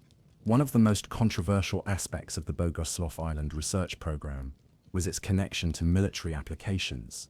While the research was officially classified as basic science, many of the experiments had clear relevance to biological warfare defense and the development of organisms that could survive in extreme environments. Some former researchers have suggested that the island served as a testing ground for biological agents that could be deployed in Arctic or volcanic environments. The research program on Bogoslof Island came to an abrupt end in the late 1970s, following a major volcanic eruption that destroyed much of the island's infrastructure. The eruption, which lasted for several weeks, created new land formations while destroying existing facilities. More importantly, it exposed some of the research activities to outside scrutiny when emergency evacuation procedures had to be implemented. During the evacuation, environmental activists and journalists became aware of the research program for the first time. Questions were raised about the ethical standards of the experiments, the environmental impact of the facilities, and the lack of oversight for research conducted in such remote locations. Public pressure and congressional inquiries led to the decision to close the program permanently rather than rebuild the destroyed facilities. The abandoned research stations on Bogoslof Island tell a story of science conducted without normal constraints or oversight.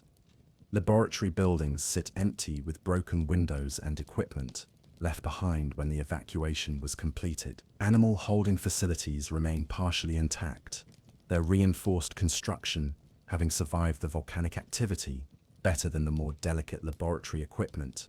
The island's constantly changing geology has gradually buried or destroyed much of the evidence of the research program. Volcanic ash and lava flows have covered some facilities entirely, while others have been undermined by erosion and seismic activity. What remains visible provides only hints of the scale and nature of the scientific work that was conducted there. Environmental contamination from the research activities persists in some areas of the island, despite the passage of decades. Soil samples taken by researchers studying the island's volcanic activity have detected traces of chemical compounds that don't occur naturally in volcanic environments. These contaminants suggest that hazardous materials were used in the research program and may not have been properly cleaned up before the facility was abandoned.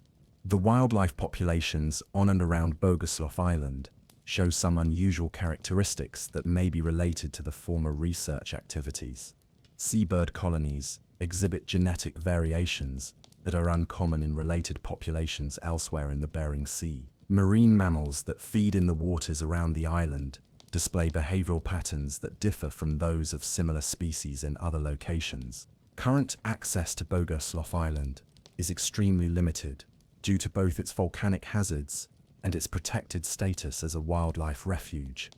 The few researchers who are permitted to visit must obtain special permits and follow strict safety protocols. Most scientific study of the island is now conducted through remote sensing and satellite observation, limiting the ability to investigate the legacy of the former research program. The ongoing volcanic activity on Bogoslof Island continues to alter the landscape and potentially disturb any remaining contamination from the research period. Recent eruptions have created new land areas while destroying others, constantly reshaping the island and making it difficult to track long-term environmental changes. This geological instability complicates efforts to understand the full impact of the scientific activities that took place there. Weather conditions around Bogoslof Island are among the most severe on Earth, with frequent storms, extreme cold, and dangerous sea conditions that make access challenging even under the best circumstances. These conditions contributed to the isolation that made the island attractive for controversial research, but they also make current monitoring and cleanup efforts extremely difficult and expensive. The local indigenous communities in the Bering Sea region have traditional knowledge of Bogoslof Island that predates the scientific research program by thousands of years. Elders describe changes in wildlife behavior and environmental conditions that began during the research period and have persisted since the facilities were abandoned. This traditional knowledge provides valuable insights into the long-term effects of the research activities.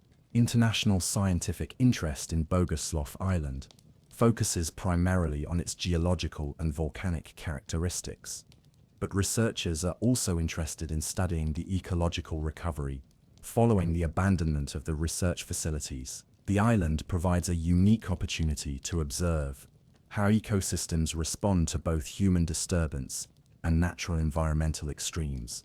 The classified nature of much of the research conducted on Bogoslof Island means that many questions about its scientific and environmental legacy remain unanswered. Declassification of documents has been slow and incomplete, with many files remaining secret decades after the research program ended. This ongoing secrecy makes it difficult to assess the full impact of the activities and plan appropriate response measures. Climate change is affecting the Bering Sea region in ways that could influence the long-term environmental legacy of Bogoslof Island. Changing ice patterns, ocean temperatures, and storm intensities could affect the distribution of any remaining contamination and alter the island's ecosystem in ways that interact with the effects of the former research program.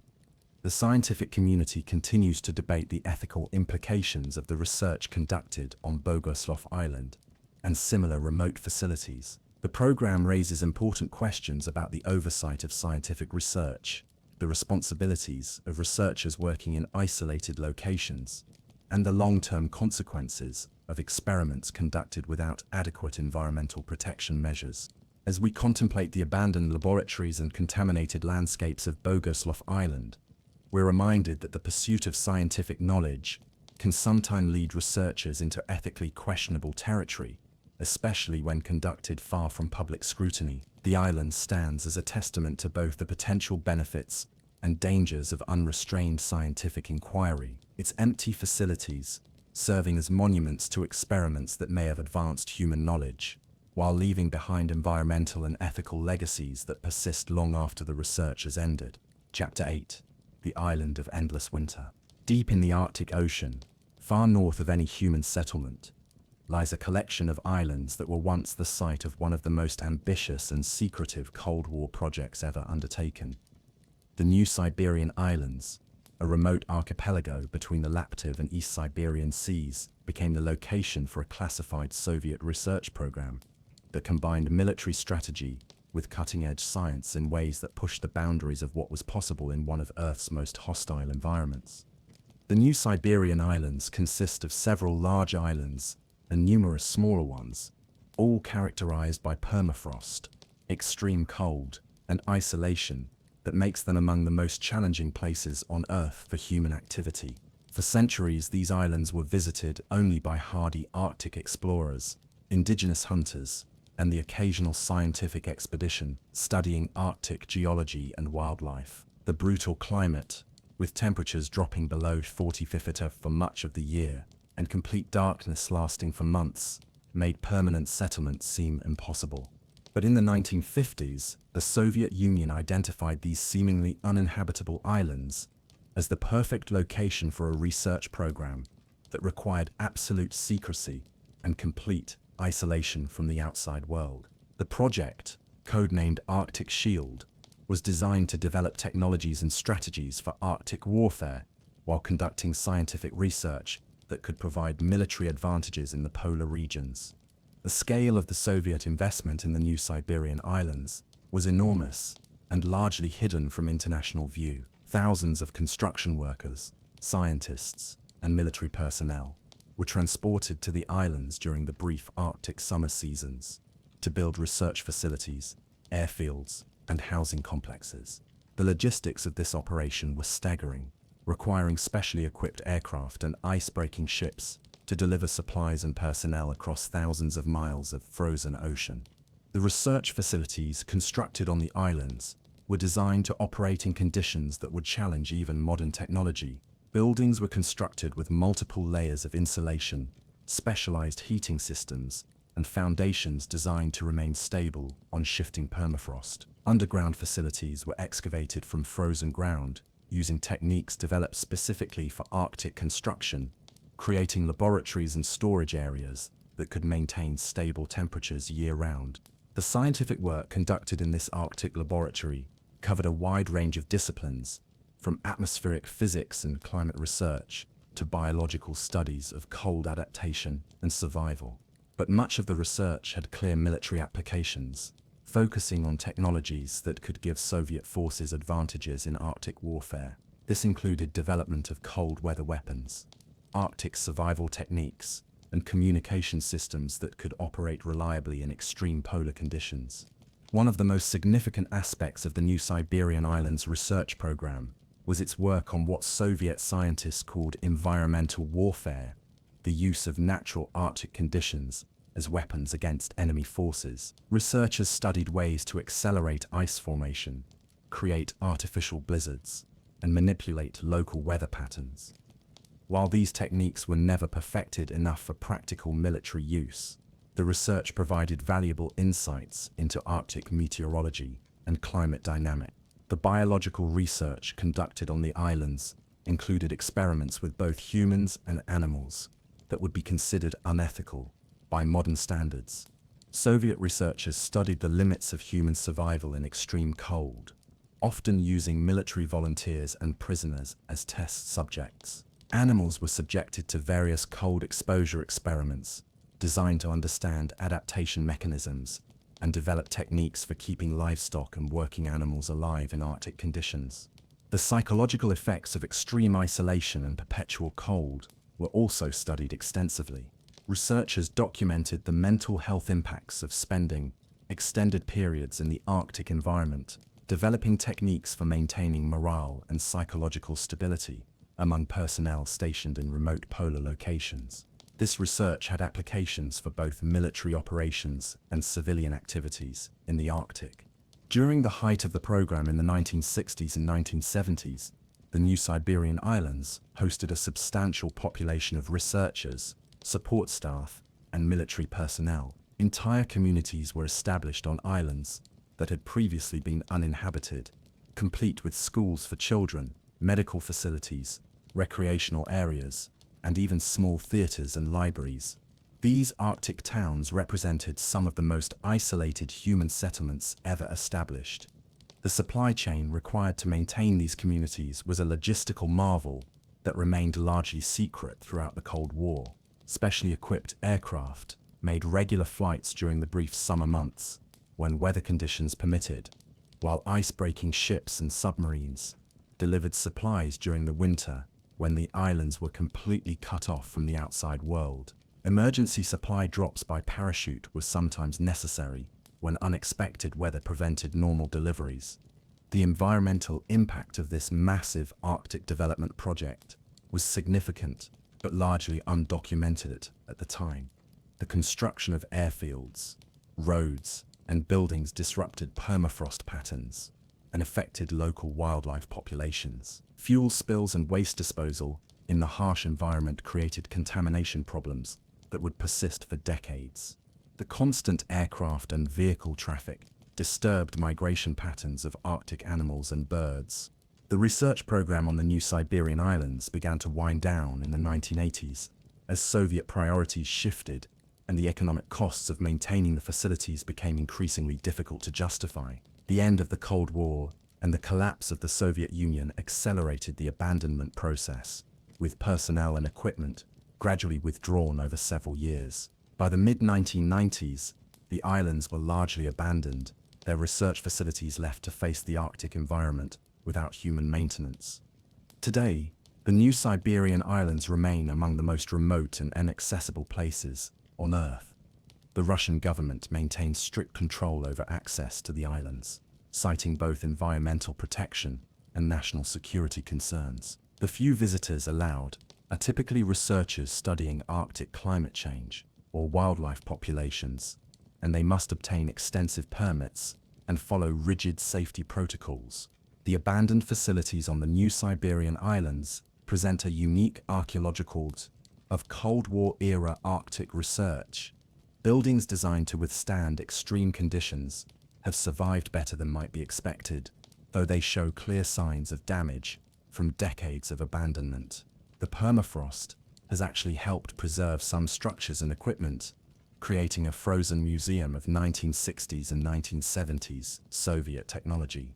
The research laboratories contain equipment and materials that were state-of-the-art when the facilities were operational, but now seem primitive by modern standards. Computers, the size of refrigerators, mechanical instruments for measuring atmospheric conditions, and scientific apparatus designed for specific Arctic applications provide insights into the technological capabilities and limitations of the Soviet research program.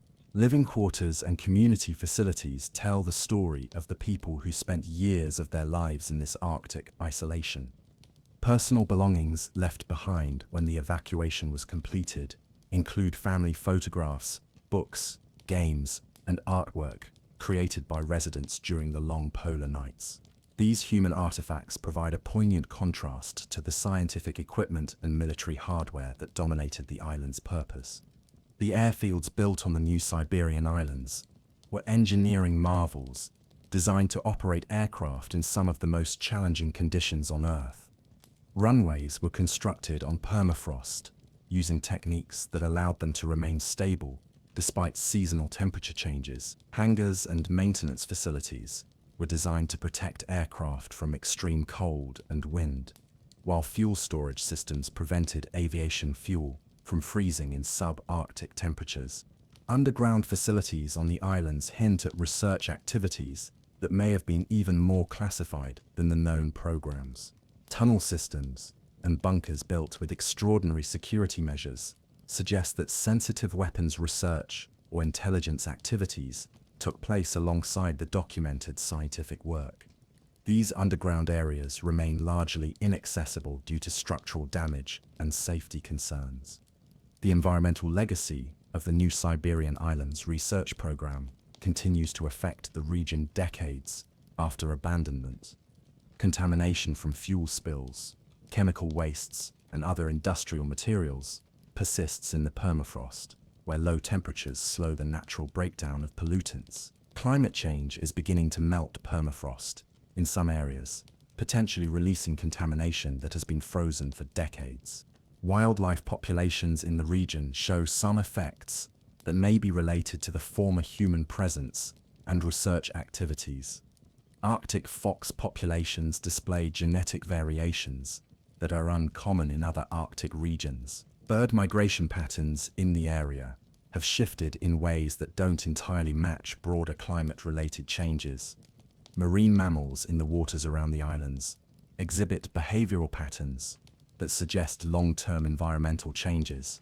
The extreme isolation of the New Siberian Islands has actually protected them from some forms of modern environmental damage. The absence of industrial development, tourism, and other human activities has allowed some ecosystems to recover from the impacts of the research program. However, climate change is now affecting the region in ways that may be more significant than the human activities of the Cold War era. International scientific interest in the New Siberian Islands has grown as researchers seek to understand Arctic climate change and its global implications. The islands provide valuable data about permafrost stability, ice formation patterns, and Arctic ecosystem dynamics. However, access restrictions and the legacy of contamination limit the scope of current research activities. The indigenous peoples of the Arctic region have traditional knowledge about the New Siberian Islands that predates the Soviet research program by thousands of years. Elder communities describe changes in ice conditions, wildlife behavior, and environmental patterns that began during the research period and have evolved since the abandonment. This traditional knowledge provides important context for understanding the long-term effects of the human activities. Archaeological research on the New Siberian Islands has revealed evidence of much earlier human presence, including artifacts from prehistoric cultures that somehow managed to survive in this harsh environment. These discoveries provide insights into human adaptation to extreme Arctic conditions and raise questions about how indigenous populations may have been affected by the Soviet research program. The geopolitical significance of the New Siberian Islands has increased in recent years as climate change opens new Arctic shipping routes and reveals previously inaccessible natural resources. The existing infrastructure from the research program, though abandoned and deteriorating, could potentially be adapted for new uses as international interest in Arctic development grows. Climate research conducted in the region has documented rapid changes in ice cover, permafrost stability, and ecosystem dynamics that are among the most dramatic examples of global climate change impacts. The New Siberian Islands serve as an early warning system for climate changes that will eventually affect much larger areas of the Arctic and have global implications. The technological legacy of the New Siberian Islands research program includes innovations in Arctic construction, cold weather equipment design, and polar logistics that have influenced civilian and military activities in polar regions worldwide. Some of the techniques developed for the Soviet program have been adapted for modern Arctic research stations and industrial facilities. Legal and political issues surrounding the New Siberian Islands include questions about environmental liability, the preservation of historical sites, and the management of Arctic territories in an era of changing climate and geopolitical conditions. The island's status as both historically significant Cold War sites and environmentally sensitive Arctic ecosystems creates complex challenges for future management decisions. As we consider the empty research facilities and abandoned communities of the New Siberian Islands, we're reminded of humanity's ability to establish a presence even in the most hostile environments on Earth, and the equally dramatic speed with which such ambitious projects can be abandoned when priorities change. The islands stand as monuments to Cold War ambitions and scientific curiosity, their frozen buildings and silent laboratories preserving a unique chapter in the history of Arctic exploration and research. The endless Arctic winds that sweep across their abandoned runways and empty dormitories carry both the legacy of human achievement and the sobering reminder of how quickly even the most ambitious projects can become forgotten chapters in the world's most remote and restricted places. Chapter 9. The Laboratory Island. In the warm waters of the Caribbean Sea, between Puerto Rico and the Virgin Islands, lies a small tropical island that was once home to one of the most controversial medical research programs in modern history. Cayo Santiago, also known as Monkey Island, became the site of scientific experiments that pushed the boundaries of ethical research, while producing insights that influenced medicine, psychology, and our understanding of primate behavior. Today, the island exists in a state of semi-abandonment, its research facilities largely empty, but its legacy of scientific achievement and ethical controversy still unfolding. Cayo Santiago is a small island covering only about 38 acres, surrounded by crystal-clear Caribbean waters and coral reefs. The island's natural beauty and tropical climate made it seem like an unlikely location for controversial scientific research, but these same characteristics made it ideal for establishing a primate research colony that could operate year-round in outdoor conditions. The island's isolation provided natural containment for research animals, while offering researchers easy access from nearby Puerto Rico. The research program on Cayo Santiago began in 1938, when the island was established as a field station for studying primate behavior and physiology. The original research focused on understanding social behavior, reproductive patterns, and disease transmission among free-ranging primates. Scientists brought rhesus macaques from India and established a colony that was allowed to live in semi-natural conditions while being studied by researchers. During World War II and the early Cold War period, The research on Cayo Santiago expanded to include studies with military and medical applications. The isolated primate colony provided an ideal setting for research that would have been impossible to conduct in traditional laboratory settings. Scientists studied the effects of radiation exposure, chemical agents, and biological weapons on primate subjects that served as models for human physiology. The island's research facilities were designed to support long-term studies of primate populations while maintaining scientific control over the environment. Buildings housed laboratories, animal care facilities, and living quarters for researchers who spent extended periods on the island. Specialized equipment was installed for monitoring animal behavior, collecting biological samples, and conducting medical procedures that required precise environmental control. One of the most significant aspects of the Cayo Santiago research program was its contribution to understanding infectious diseases and developing vaccines. The primate colony provided researchers with animal models for studying diseases that affected both animals and humans. This research was instrumental in developing vaccines for polio, hepatitis, and other diseases that posed major public health threats during the 20th century. However, the research conducted on Cayo Santiago also included experiments that would be considered unethical by modern standards. Primates were deliberately infected with diseases, exposed to radiation and chemical agents, and subjected to surgical procedures that were designed to advance scientific knowledge rather than benefit the individual animals. The isolation of the island meant that these experiments could be conducted without the oversight and ethical review that would have been required in mainland facilities. The psychological research conducted on the island provided groundbreaking insights into primate behavior and social organization, but it also involved manipulations that caused significant stress and trauma to the research subjects. Scientists studied the effects of social isolation, maternal separation, and other psychological stressors on primate development and behavior. These studies contributed to our understanding of human psychology, but at a significant cost to the animal subject. During the 1960s and 1970s, growing awareness of animal rights and research ethics began to influence the work conducted on Cayo Santiago. Public pressure and changing scientific standards led to modifications in research protocols and increased oversight of experimental procedures. However, many of the fundamental ethical issues raised by the island's research program were never fully resolved. The research program on Cayo Santiago began to decline in the 1980s and 1990s as funding priorities shifted and ethical concerns about primate research became more prominent. Some research activities continued, but the scale and intensity of the experiments were greatly reduced. Many of the island's facilities were closed or converted to other uses, and the research staff was substantially reduced.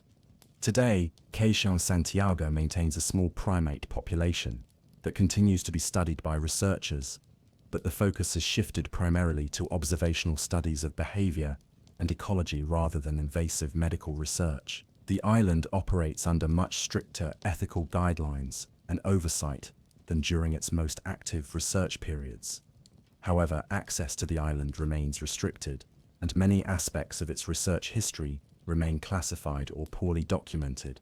The abandoned research facilities on Cayo Santiago tell the story of decades of scientific activity that transformed our understanding of primate biology and behavior. Laboratory buildings that once housed cutting-edge research equipment now sit empty with broken windows and equipment left behind when funding was withdrawn. Animal housing facilities that once held hundreds of research subjects have been partially dismantled or converted to other uses. The island's infrastructure reflects the changing priorities and technologies of different research periods. Buildings from the 1940s and 1950s show the utilitarian design typical of early research facilities, while structures from later decades incorporate more sophisticated environmental controls and safety features. The evolution of the facilities provides a visual timeline of changing approaches to primate research. Environmental changes on Cayo Santiago since the reduction of research activities have been dramatic and telling. Areas that were heavily managed for research purposes have been reclaimed by tropical vegetation, The primate population, while still present, has adapted to reduced human intervention and developed more natural behavior patterns. The island's ecosystem has begun to recover from decades of intensive scientific activity. The coral reefs around Cayo Santiago show evidence of both human impact and natural recovery. Research activities on the island affected marine environments through waste disposal, boat traffic, and other activities that disturbed natural ecosystems. However, the reduction in human activity has allowed some marine habitats to recover and has provided opportunities for studying ecosystem restoration.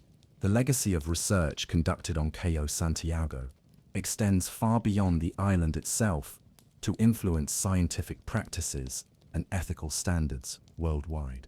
The research conducted there contributed to major medical advances, including the development of vaccines and treatments that have saved millions of human lives. However, the ethical costs of this research continue to be debated by scientists, ethicists, and animal rights advocates. The primate population that remains on Cayo Santiago represents one of the longest studied animal populations in scientific history. The detailed records kept over decades of research provide unique insights into primate social organization, genetics, and behavior that couldn't be obtained from shorter-term studies. This longitudinal data continues to be valuable for current research into primate biology and evolution. International scientific interest in Cayo Santiago focuses primarily on its historical significance and the ongoing studies of its primate population. Researchers from around the world visit the island to study primate behavior and to examine the long-term effects of scientific research on both the animal population and the island's ecosystem. However, access remains limited due to both conservation concerns and the sensitive nature of the island's research history. The educational value of Cayo Santiago as a case study in research ethics is significant and growing. The island's history provides important lessons about the evolution of scientific standards, the balance between research benefits and ethical costs, and the long-term consequences of scientific activities in isolated environments. These lessons are increasingly relevant as new technologies create new ethical challenges for scientific research. Climate change is affecting the Caribbean region in ways that could influence the future of Cayo Santiago and its research programs. Rising sea levels, stronger hurricanes, and changing ocean temperatures pose threats to the island's infrastructure and ecosystem. These environmental changes add new variables to ongoing research and create challenges for preserving the island's scientific and historical legacy. The economic impact of the Cayo Santiago research program extended beyond the direct costs of the scientific work to influence Puerto Rico's development as a center for medical and biological research. The expertise and infrastructure developed for the island's programs contributed to the growth of research institutions throughout the region. However, the decline of research activities on the island has also meant the loss of jobs and scientific resources.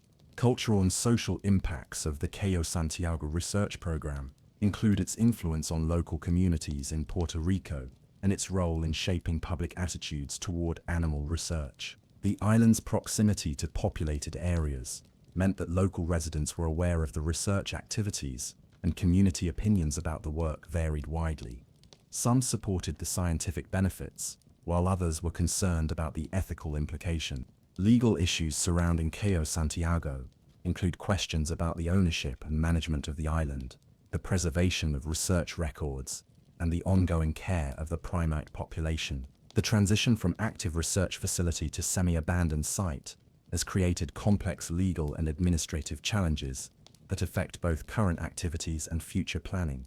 The preservation of scientific equipment and research materials from Cayo Santiago's most active periods raises important questions about how to maintain historical records of controversial research programs. Some equipment and records have been preserved for their historical value, while others have been destroyed or lost due to neglect and environmental damage. International collaboration in research on Cayo Santiago has been affected by changing political and scientific relationships between the United States and other countries. The island's status as a EU territory has influenced access for foreign researchers and has affected the international sharing of research data and findings. These political factors continue to influence current research activities.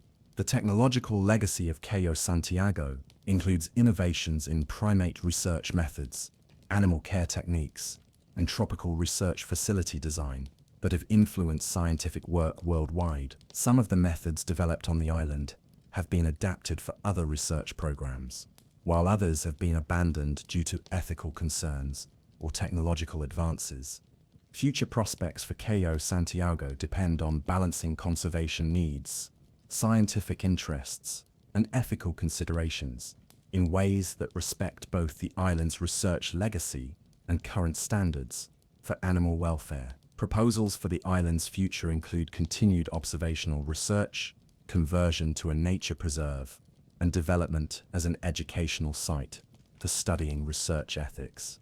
As we contemplate the abandoned laboratories and empty research facilities of Cayo Santiago, we're reminded of the complex relationship between scientific progress and ethical responsibility. The island stands as a monument to both human curiosity and the costs of pursuing knowledge without adequate consideration for the welfare of research subjects. The tropical breezes that blow through its empty buildings carry both the legacy of scientific achievement and the sobering reminder that even the most beneficial research can come at prices that we only fully understand in hindsight. The gentle waves that lap against its shores have witnessed decades of controversial science, and they continue to wash over an island where the pursuit of knowledge created both tremendous benefits and lasting ethical questions that remain unresolved to this day.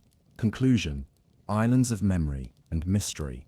As our journey through the world's most restricted abandoned islands draws to a close, we find ourselves contemplating a remarkable collection of places that share common threads despite their vast geographic separation and diverse histories. From the radioactive atolls of the Pacific to the frozen research stations of the Arctic, from the chemical weapons storage sites of remote military bases to the controversial medical facilities of tropical paradises, these islands tell a collective story about humanity's relationship with remote places and the long-term consequences of our most ambitious and secretive endeavors. Each of these abandoned islands began as a place where someone believed important work could be accomplished away from the constraints and oversight of populated areas. The isolation that made them attractive for sensitive research, dangerous experiments, or classified military activities also made them vulnerable to abandonment when priorities changed or programs ended. The same remoteness that provided security and secrecy has now become a barrier to cleanup, restoration, and understanding. The environmental legacies of these islands reveal the lasting impact that human activities can have on even the most remote ecosystems. Radioactive contamination that will persist for centuries, chemical pollutants frozen in Arctic permafrost, biological agents that may have affected wildlife populations in ways we're still discovering. These islands serve as unintended laboratories for studying how human activities affect natural systems over extended periods of time. The scientific and technological achievements associated with these islands are undeniable. Research conducted in these remote locations contributed to medical advances, military capabilities, and scientific understanding that have benefited humanity in countless ways. Vaccines were developed, diseases were conquered, and knowledge was gained that couldn't have been obtained through any other means. Yet these achievements came at costs that were often hidden from public view and are only now being fully understood. The human stories associated with these islands are perhaps the most poignant aspect of their histories. Indigenous populations displaced from traditional lands, research personnel exposed to dangerous materials, entire communities evacuated from homes they thought they would inhabit forever. These personal tragedies remind us that even the most important scientific and military programs have very real human costs that persist long after the official purposes have been achieved. The ongoing restrictions and secrecy surrounding many of these islands raise important questions about transparency, accountability, and the long-term responsibilities that come with conducting activities in remote locations. Decades after programs have ended, governments continue to limit access to these places, citing everything from environmental dangers to national security concerns. This ongoing secrecy makes it difficult to fully assess the impacts of past activities and to learn the lessons that could prevent similar problems in the future. Climate change is adding new dimensions to the challenges faced by these abandoned islands. Rising sea levels threaten to spread contamination from low-lying atolls. Melting permafrost could release pollutants that have been frozen for decades, and changing weather patterns may accelerate the deterioration of abandoned facilities. These environmental changes could transform islands that were already restricted due to human activities into even more dangerous and inaccessible places. The wildlife that has colonized these abandoned islands in the absence of human activity provides some hope for natural recovery and adaptation. Seabirds nesting in abandoned military bunkers, vegetation reclaiming research facilities, and marine ecosystems slowly recovering from decades of contamination demonstrate nature's remarkable ability to adapt and recover. However, the long-term effects of exposure to various contaminants and the genetic changes that may have occurred in wildlife populations remain largely unknown. The technological artifacts left behind on these islands provide unique insights into the capabilities and limitations of different historical periods. Abandoned equipment, empty facilities, and deteriorating infrastructure serve as museums of scientific and military technology, preserving examples of approaches and techniques that have since become obsolete. These technological time capsules offer valuable perspectives on how human capabilities and priorities have evolved over time. The legal and political complexities surrounding these islands reflect broader challenges in managing the long-term consequences of government activities conducted in remote locations. Questions about liability, cleanup responsibilities, and access rights become complicated when activities were classified, documentation was limited, and the full scope of problems only becomes apparent decades later. These islands have become testing grounds for legal and administrative approaches to handling the legacy of Cold War-era programs. International cooperation and conflict over these islands reflect their strategic importance and the ongoing geopolitical significance of remote territories. As climate change opens new shipping routes and reveals previously inaccessible resources, some of these abandoned islands may gain new strategic value that complicates efforts to address their environmental and historical legacies. The educational value of these islands as case studies in research ethics, environmental protection, and long-term planning is enormous and largely untapped. The histories of these places provide important lessons about the need for oversight of remote activities, the importance of considering long-term consequences, and the challenges of maintaining accountability when work is conducted far from public view. Future generations will inherit both the benefits and the costs of the activities conducted on these islands.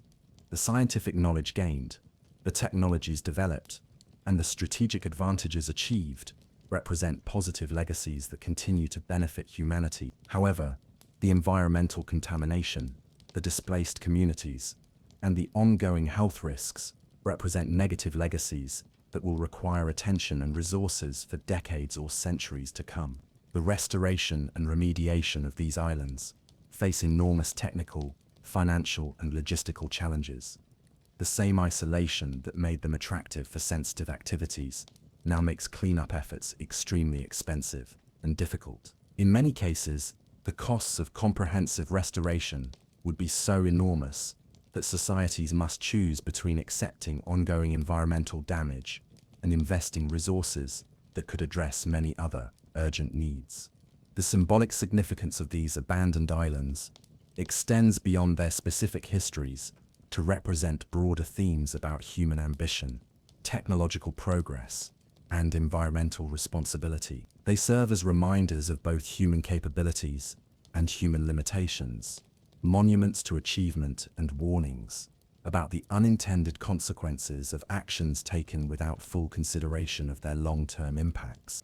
The communities that once inhabited these islands, whether as permanent residents or temporary research personnel, carry memories and experiences that are gradually being lost as older generations pass away. The oral histories, personal accounts, and cultural knowledge associated with these places represent irreplaceable resources for understanding their human dimensions and learning from their experiences. The ongoing monitoring and surveillance of these islands require continued investment in scientific research, environmental assessment, and safety protocols. This work provides valuable information about long-term environmental recovery, the persistence of various contaminants, and the effectiveness of different approaches to managing contaminated sites. However, the remote locations and harsh conditions make such monitoring expensive and technically challenging. As we drift away from these mysterious islands and their hidden histories, we're left with a profound sense of the complexity and ambiguity that characterizes many human endeavors. These places represent humanity at both its most ambitious and its most troubling, showcasing our ability to achieve remarkable things while simultaneously demonstrating our capacity to create problems that persist long after our original purposes have been forgotten. The gentle sound of waves lapping against contaminated shores, the wind whistling through abandoned research facilities, and the calls of seabirds nesting in empty military bunkers create a haunting symphony that speaks to the resilience of nature and the transience of human projects. These sounds will continue long after the last traces of human activity have been erased, carrying with them the stories of ambition and abandonment that define these remarkable places. The restricted zones that surround these islands serve as more than just safety barriers. They represent boundaries between the known and unknown, between the documented and the classified, between the benefits we've gained and the costs we're still discovering. As long as these restrictions remain in place, these islands will continue to hold their secrets, serving as reminders that some of the most significant chapters in human history have been written in the world's most remote and inaccessible places. In the end, these abandoned islands stand as monuments to the complexity of human progress and the importance of considering long-term consequences in all our endeavors. They remind us that isolation is not isolation from responsibility, that distance does not diminish impact, and that the most remote places on Earth can have effects that reach across oceans and across generations. As we continue to develop new technologies and undertake new projects in remote locations, the lessons learned from these forgotten islands become more relevant and more urgent than ever before. The mysteries of these restricted abandoned islands may never be fully solved, and perhaps that's as it should be. Some secrets are meant to remain buried, some places are meant to remain forbidden, and some stories are meant to serve as warnings rather than adventures. In their silence and isolation, these islands continue to teach us about the long-term consequences of human ambition and the importance of proceeding with wisdom and humility when we venture into the world's most remote and fragile places. As the sun sets over these distant shores and the stars emerge in the vast skies above these forgotten places, we're reminded that the Earth holds many secrets in its most isolated corners. Some of these secrets represent triumphs of human achievement. Others represent cautionary tales about the costs of progress, and still others remain mysteries that may never be fully understood. But all of them remind us that in a world that seems increasingly connected and explored, there are still places where mystery reigns supreme, where human ambition has created lasting legacies, and where the intersection of achievement and abandonment creates stories that continue to unfold long after their original chapters have ended. If you enjoyed this journey into the world's most restricted abandoned islands, please hit that like button and subscribe for more mysterious abandoned places. And don't forget to comment below with ideas for abandoned locations you'd like